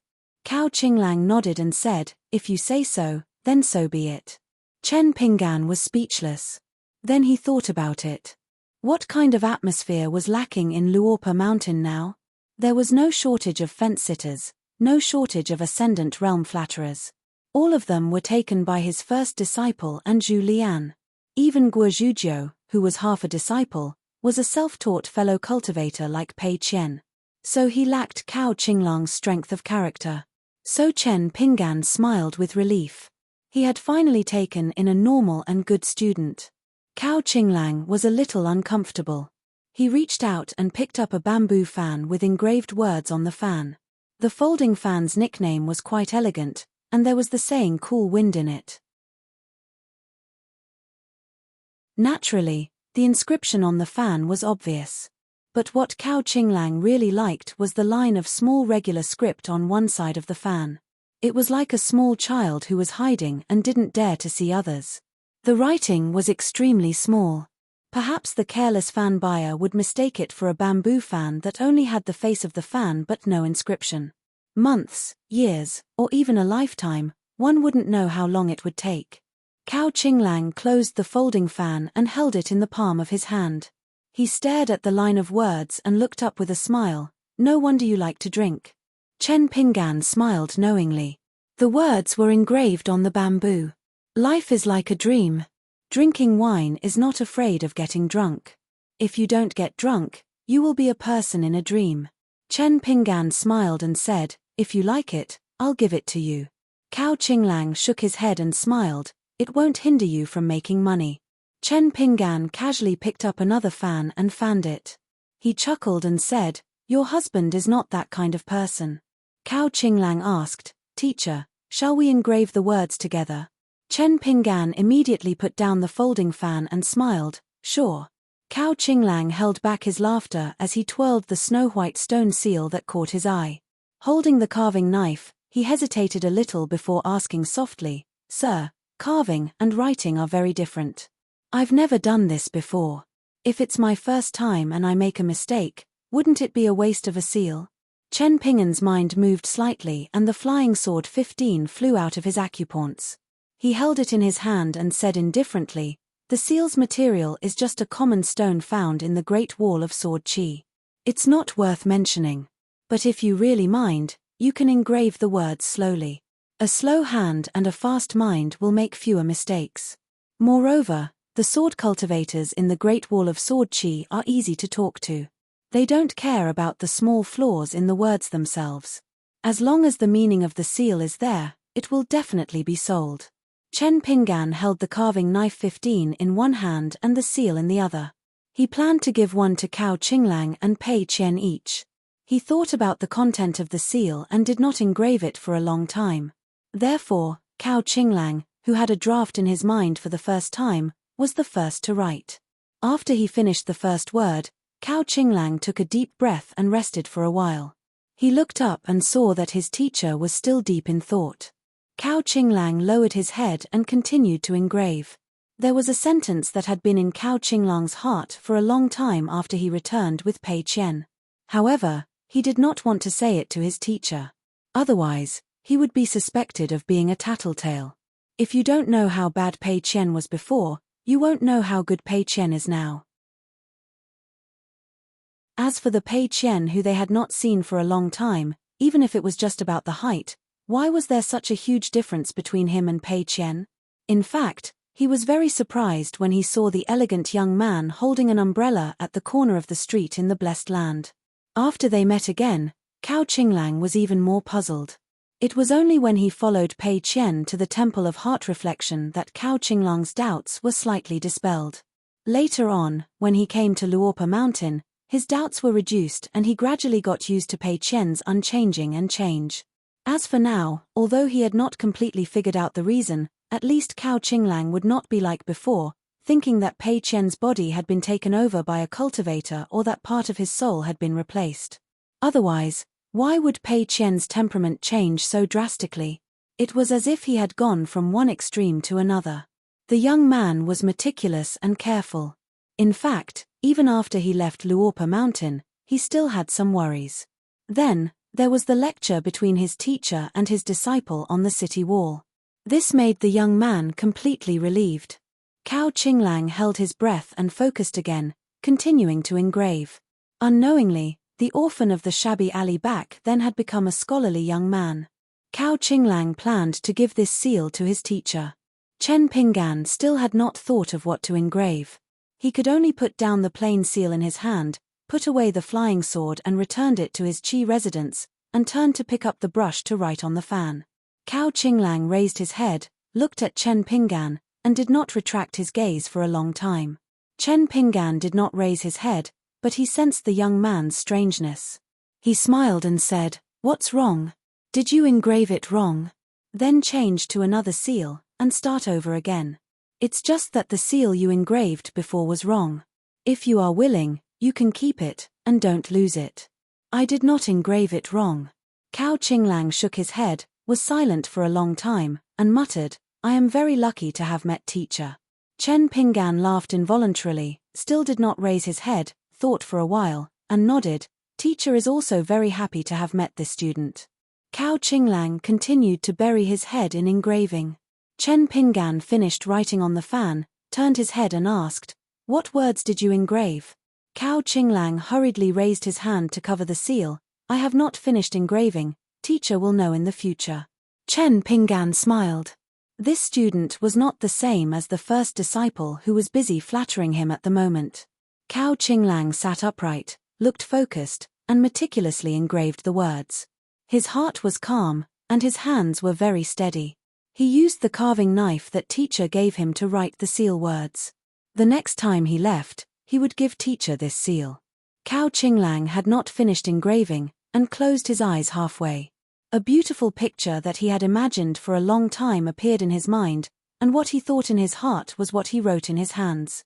Teacher sits alone, the spring breeze flips the book. 606. An unfamiliar young man came to the wine shop and asked for a pot of the cheapest wine. The shop's business was especially quiet today, which was rare. Therefore, the young man in white who was as handsome as an immortal was quite lucky to have a table to sit at. However, the young man's face was slightly pale, as if he was not feeling well. Zhong Jiazhen brought over a wine pot and a bowl, as well as a plate of pickled vegetables. She told the customer to wait for a while, and then there was a free bowl of yang chun noodles. The customer opened the wine pot and smelled it hard. Then, he held the wine bowl and looked at the pickled vegetables. He raised his head and asked in the Great Wall dialect of Sword Chi, "Such a big wine bowl, such fragrant immortal wine, and free pickled vegetables and yang chun noodles? It's really not a small piece of summer's money, but a piece of snow. Is there a wine shop in the world that does business like this? Let me tell you in advance, my cultivation is high, and I have a powerful backer. There's no way you can play tricks on me." Zhong Jiazhen had heard many complaints from drinkers and drunkards, but this was the first time she heard someone complaining that the wine was too cheap.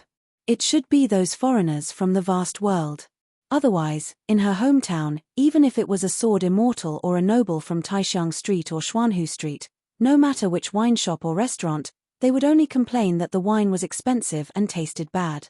Zhong Jiazhen smiled and said, "Don't worry, it's really just a piece of snow." The young man in white pushed the wine pot further away, covered his sleeves with his hands, and shook his head. "I don't dare to drink this wine, it's too cheap, there must be a trick."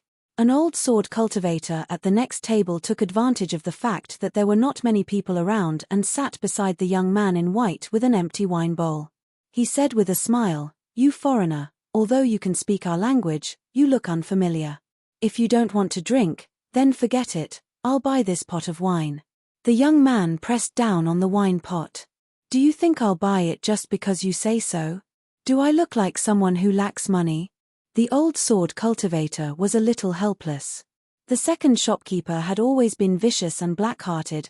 Why did he choose such a greenhorn who couldn't distinguish between good and bad?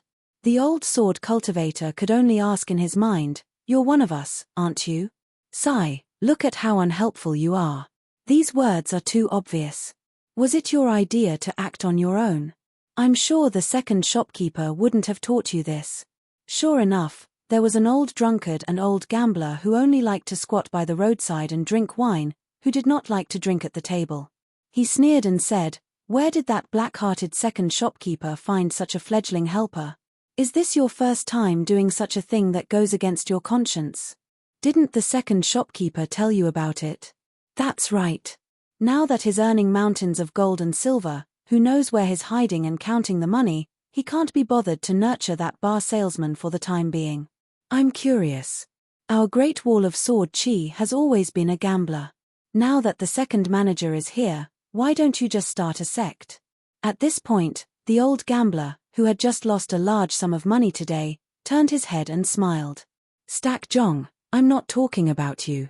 If you weren't the head shopkeeper, Grandpa Liu wouldn't be willing to come here to drink even if he was so poor that he could only drink water." Stack Zhong smiled and did not fuss over it. In Chen Pingan's words, it was the customers who scolded him. The second manager could scold as much as he wanted, and it would waste his saliva and make it easier for him to drink more. However, those who scolded him once and did not come to drink again, purely spending Shueshue's money to make a scene. Then he would have to trouble the head shopkeeper to remember their names or appearances. In the future, the second manager would have to find a chance to make up for it in the future.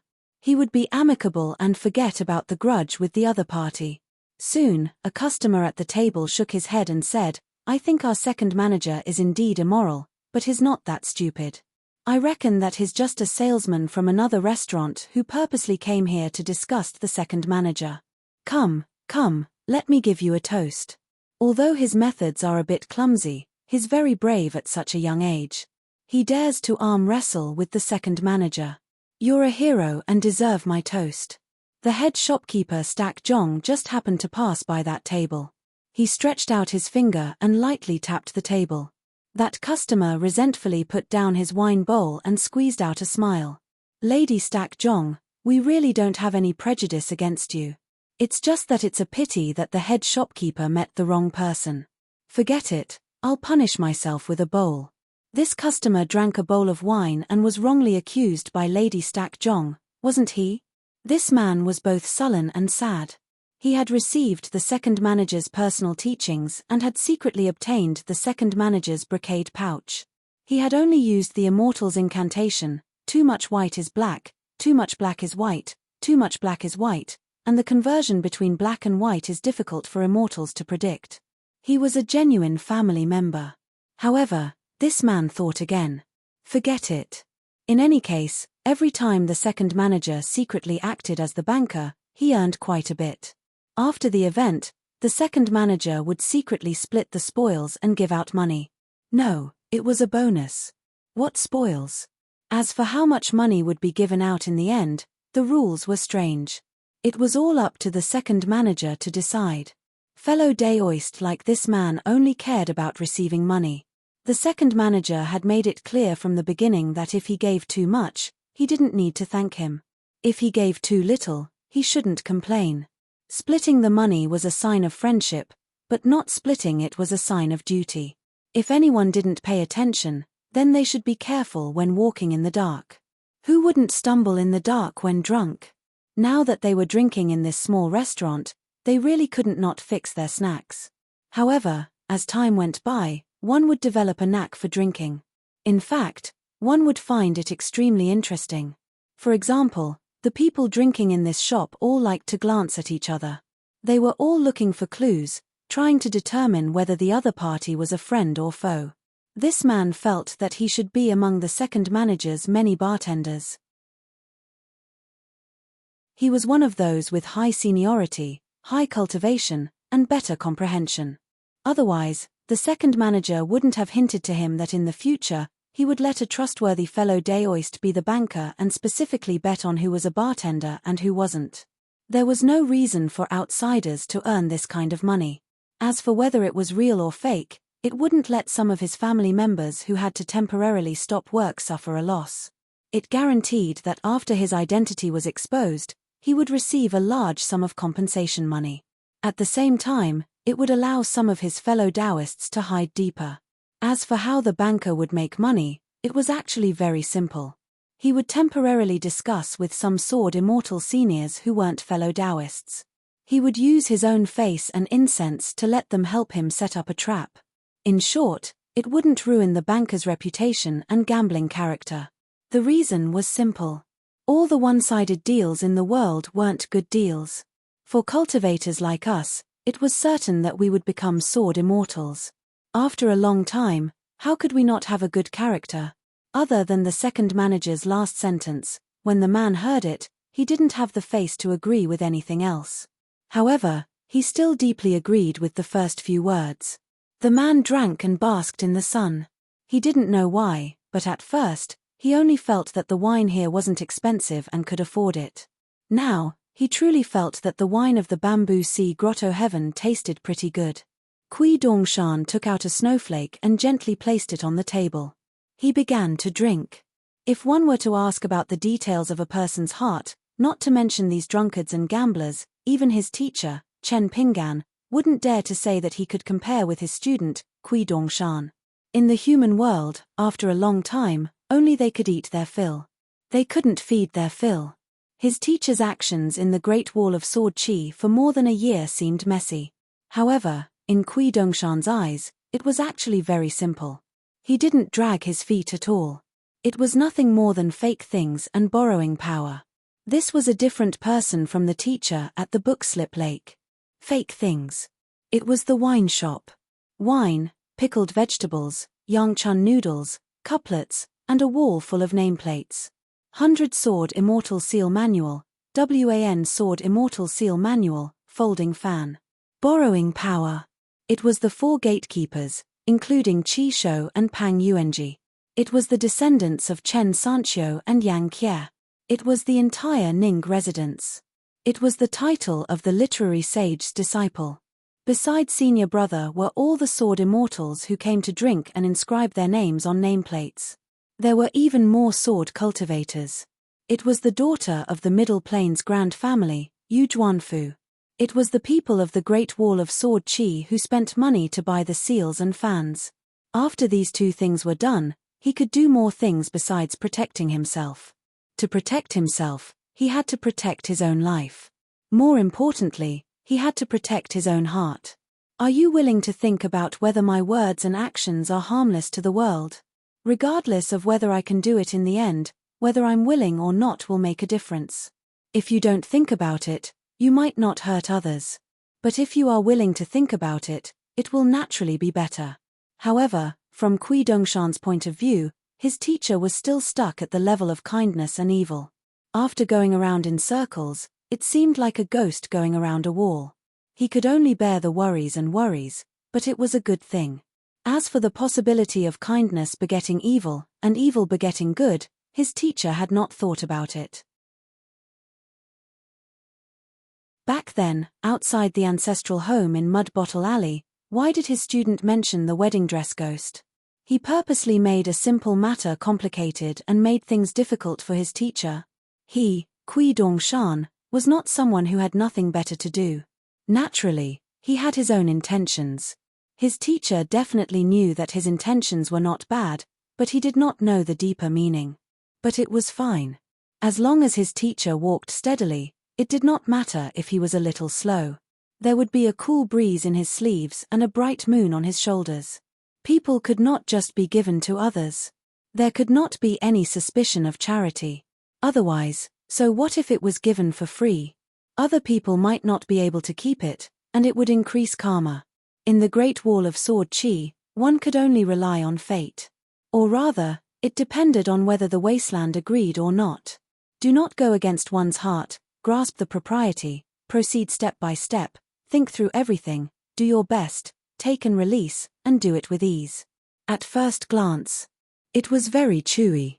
Was teacher Chen Pinggan more like Qi Jingchun or Kui Dong? Why did that old bastard Kui Dong later create a book-like questioning heart game and try to decide the true victor in a tug-of-war with Qi Jingchun? Wasn't it because his teacher had taken a fancy to him? In fact, as they walked, he seemed to have become the true comrade of Kui Dong. Wasn't this the most interesting thing in the world? Therefore, Kui Dong planned to make the dead Qi Jingchun unable to admit defeat, but in Kui Dong's heart, he could openly turn the tables. Did Qi Jingchun think that he could choose another senior brother Kui Dong when he was alive? At that time, Kui Dong could mock Qi Jingchun for thinking about it for 60 years in the Dragon Pearl Grotto heaven. In the end, he felt that the person who could save himself and save others was not Qi Jingchun himself, but someone like Kui Dong. It was obvious who would win and who would lose. Why did the old scholar want to separate that bastard Kui Dong from my soul? Wasn't that the same as giving him a taste of his own medicine? Letting Kui Dong know what he was thinking was still not completely right. This was probably the unique Go skill that the old scholar had been hiding all his life and did not want to show it to others. And Pei Qian, who was born in Lotus Flower Blessed Land, was of course the old scholar's unreasonable hand. Kui Dongshan drank a bowl of wine and picked up some pickled vegetables. It was indeed a little salty. His teacher was too generous in doing business and wasted salt. In the Taoist temple. Did the old scholar hope that his last disciple would only see the good and evil in people's hearts? It was far more than that. So what if he knew about the good and evil in people's hearts? Kui Dongshan's teacher had already walked down the path of making himself an enemy. Knowing about it was just knowing. Of course, the benefits would not be small, but it was still not big enough. Old Xiao was the one who really put in a lot of effort. He still hoped to see the good and bad in people's hearts and the thousands of possibilities that extended from it. The good and bad in people's hearts actually involved the more complicated and seemingly more unreasonable concept of good begetting evil, and evil begetting good. This once again involved an old story from the early years. Back then, Qi Jingchun was no longer willing to play chess with his senior brother Kui Dong. He went to ask his teacher if there was a chess game in the world where both sides could win.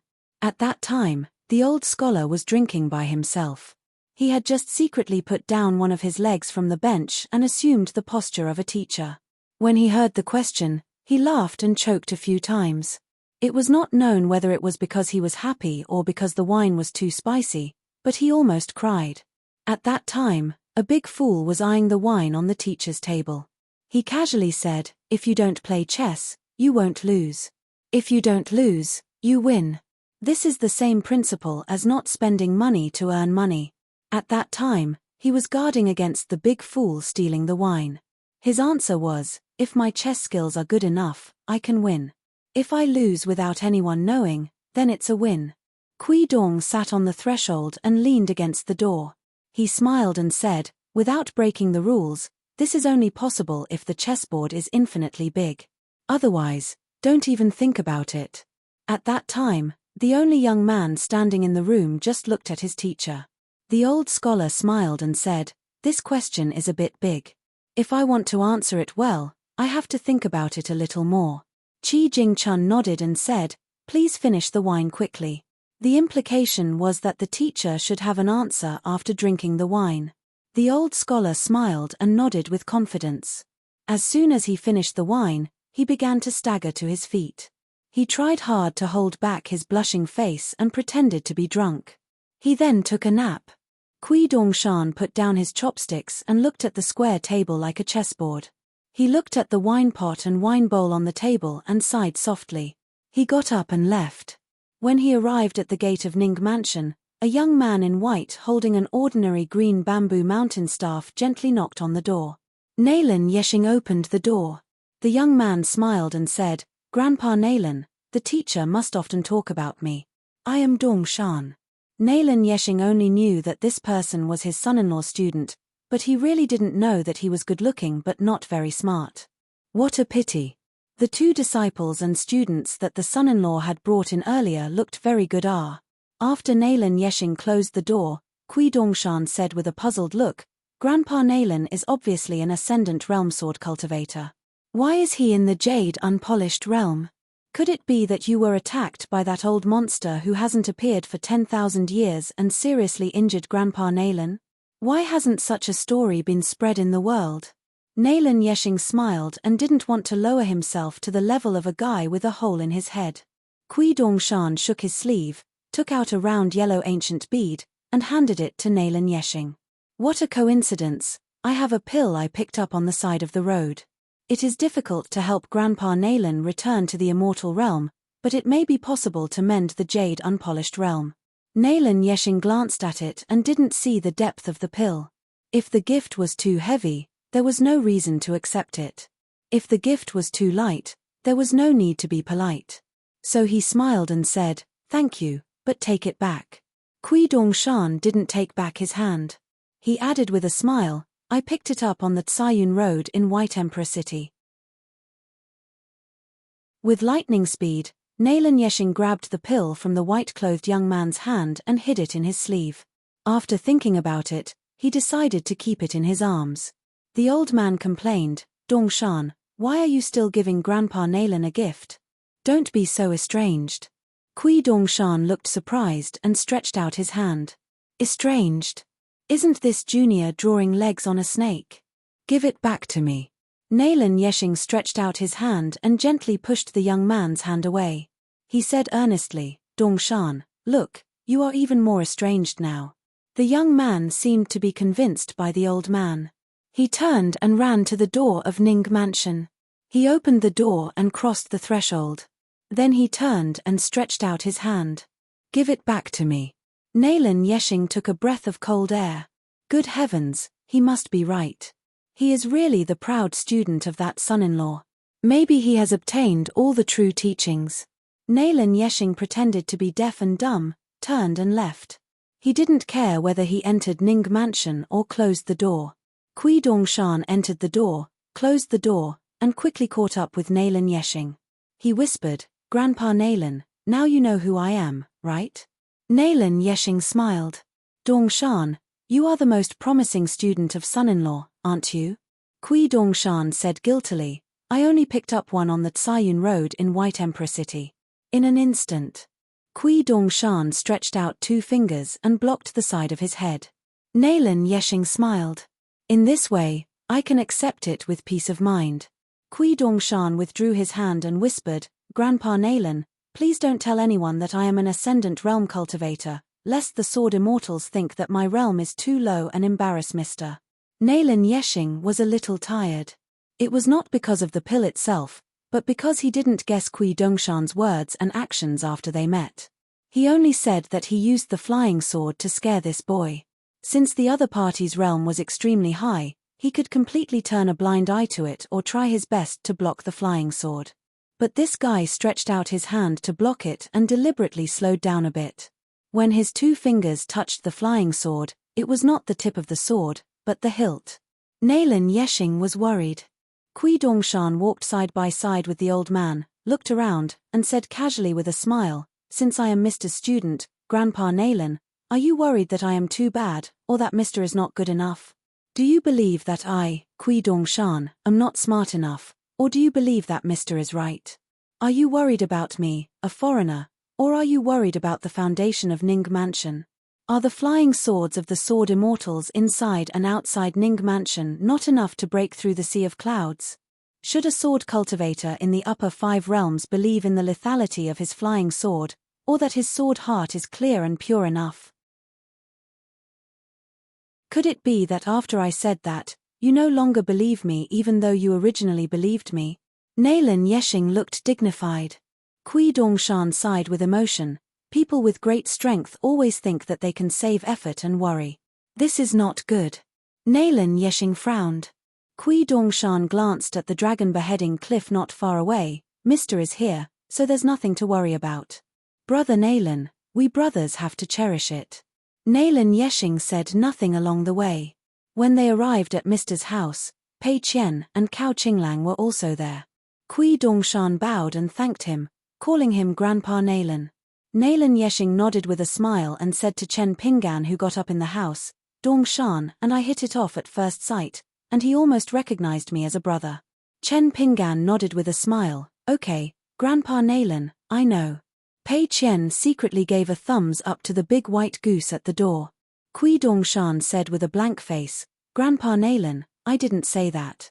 Nalin Yeshing smiled and said, "Is it your husband who believes in me, Brother Nalin, or you, Brother Kui?" Kui Dongshan covered his forehead with one hand and staggered, "I drank too much at the shop just now. What did I say? Where am I? Who am I?" The thumbs that Pei Qian had just put down were raised again. Moreover, both thumbs were raised. Nalini left, feeling carefree and happy. Chen Pingan glared at Kui Dongshan. Kui Dongshan sat on the threshold. "Mister, let me sit here and enjoy the cool breeze to sober up." Chen Pingan sat back in his seat and continued to write the fan, and Cao Qinglang was also helping. Pei Qian wanted to help, but his master didn't allow it. He sat alone at the next table, facing the door and the big white goose. He winked at him and pointed to the 2 items on the table that were given by his master's wife. Pei Qian didn't stand on ceremony with his master's wife. He picked 2 gifts generously. A string of prayer beads made of unknown material with 108 people engraved on it. A pair of chess jars. As soon as the lids were opened, the jar with white chess pieces looked like a cloud, while the jar with black chess pieces was covered with dark clouds. There was a vague scene of an old dragon making rain. There were many beads in the prayer beads and even more chess pieces in the jar. The quality was not important at all. Pei Qian always felt that his family should win with quantity. Next time he fought with Li Huai, how could Li Huai win? Kui Dongshan nodded with a smile, raised his hand and gently made a clapping gesture. Pei Qian and him had a tacit understanding, so he raised his hand and clapped from a distance. Pei Qian sat cross-legged on the bench, shaking her head and shoulders. Chen Pingan, who had his back to Pei Qian, said, "Have you forgotten how to sit?" Pei Qian immediately seemed to have been immobilized. Kui Dongshan leaned against the door and looked at the 3 people in the room with a smile. Pei Qian was laughing to herself. Now whenever she saw a temple, she would kowtow to the Bodhisattva. It was said that she often went to the Temple of Heart Image in the capital of Nanyuan Kingdom. But for some reason, when she put her palms together, her palms were not tightly pressed together, as if she was carefully holding something. She also heard from Zhong Qiu that she now had her first friend who was no longer a friend. Of course, it was not Chen Nuanshu and Ju Mili who were still good friends, nor was it the old cook Wei Xiaobai. It was a girl born and raised in the capital of Nanyuan Kingdom who had just married a few years ago. Before she left Lotus Root Blessed Land, she went to find her and apologized. But the girl didn't seem to accept or reject Pei Qian's apology. She recognized Pei Qian, whose height and appearance had not changed much, but the girl from a rich family just pretended not to know because she was afraid. After Pei Qian left, she secretly found Zhong Qiu behind Cao Qinglang's back. She asked and asked Master Zhong to do something for her. Zhong Qiu agreed. Pei Qian then asked if it was right. Zhong Qiu said it was not wrong, but did not say if it was good or if it could really be corrected. She only said that she should ask her master herself. At that time, Pei Qian said that she didn't dare to say it now. When she was braver, she would say it. When her master liked her more, then she would dare to say it. Cao Qinglang was writing attentively. It was very similar to a person. She was always serious about whatever she did. So she needed someone to teach her what she could not be serious about and what she should not be stubborn about. It was just that he didn't know whether Cao Qinglang now knew why his master was willing to be so serious when he was a burden dealer. In this seriousness, part of it was because of his guilt towards Cao Qinglang, even though Cao Qinglang's suffering in life had nothing to do with him. There were many things and many words that Kui Dongshan would not say. With master teaching and answering questions, the students and disciples just listened and watched. As for master, he was probably still thinking about how to make money at this moment. There were 3 people in the room. In fact, they were very similar in one thing. It was the time when his parents left for a faraway place and never returned. They were still children at that time. Master's parents were the first to leave. Then Pei Qian, and then Cao Qinglang. The 3 people in the room probably did not want to grow up, but they had no choice but to. Therefore, Kui Dongshan did not enter the room. He only wanted to sit by the door and lay the mountain walking stick across his knees. It was rare for him to be alone and to be in a daze. Chen Pinggan slammed the table, startling Cao Qinglang and Pei Qian.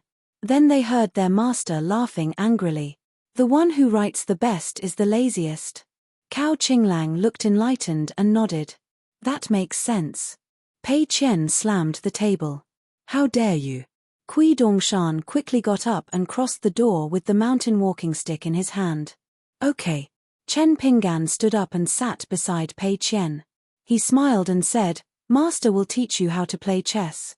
Pei Qian nodded vigorously and began to open the chess jar. He stretched out his hands and shook it gently. Okay. The big white goose. What's that? It's little senior brother. Little senior brother taught me how to play chess. I'm a slow learner. I can only beat him if he gives me 10 moves. Chen Pinggan's smile did not change. He just sat down and stood up. Then we'll play next time. Master, go right. What are you waiting for? Hurry up and bring the small box here. Copy the book. Pei Qian nodded and ran out. He quickly carried the small bamboo box back. He saw his master standing at the door and looking at him. Pei Qian stopped at the door and looked up in confusion. Master, are you waiting for me? Chen Pinggan smiled. I remember when someone went to fetch water with a bucket, it wasn't so fast. Pei Qian looked a little flustered. Chen Pinggan rubbed her head and smiled. Master and Cao Qinglang could wait for you to come home. Of course, they can wait even more now. Kui Dongshan looked up and complained, I'm the one who met Master the earliest. Pei Qian immediately smiled happily. I met you earlier than Cao Qinglang. Cao Qinglang turned to look at the door and smiled. Pei Qian immediately said to the big white goose, what's the point of fighting over this? Kui Dongshan raised his hands. Senior sister is right. Chen Pinggan patted Pei Qian's head. Go copy the book. In the end, it was Chen Pinggan who sat by the door. He took out the blade-strengthening gourd and started drinking. The 3 people in the room looked at the back of the figure at the door and went back to their own business. Chen Pinggan suddenly asked, Cao Qinglang, I'll make you a walking stick later. Cao Qinglang turned and said, Master, I have one. Chen Pinggan did not turn his head. He smiled and said, it's not a gift from Master. If you don't mind, you can take the one in the opposite room. Cao Qinglang thought for a moment. As long as it's not a straw sandal, it's fine. Kui Dongshan rolled his eyes and muttered, comparisons are odious. Pei Qian finished writing a sentence. When she stopped writing, she secretly made a face and muttered, I'm so angry, so angry. Then Pei Qian glanced at the small bamboo box on the table. She was in a good mood. After all, she was the only one who had a small box. Chen Pingan had his back to the three people. He smiled and looked at the sky through the patio. Today's bamboo sea grotto heaven wine was still delicious. How could such good wine be bought on credit? Chen Pingan drank a mouthful of wine. He held the wine pot in one hand and patted his knee with the other. He muttered to himself, "I'm a poor man, but I'm good." Kui Dongshan smiled and also seemed to be talking to himself. You don't seek for yourself, but you count other people's treasures. It's useless to count other people's treasures. Please listen to me. Cao Qinglang smiled and continued softly, untainted, the light is self-evident. It's impossible not to be born from the heart. When you speak, it's like a lion's roar. Pei Qian stopped writing and pricked up her ears. She felt so wronged. She did not know what her master was talking about. She definitely had not read it in the book. Otherwise, she would definitely remember. Pei Qian sighed. Then I'll make the stinky tofu. Chen Pingan's eyes lit up. He patted his knee and laughed loudly. Yangchun noodles can be free, but this stinky tofu has to be charged. You're tuning in to the Celestial War YouTube channel. Don't forget to subscribe and join us on this journey to catch the most captivating stories.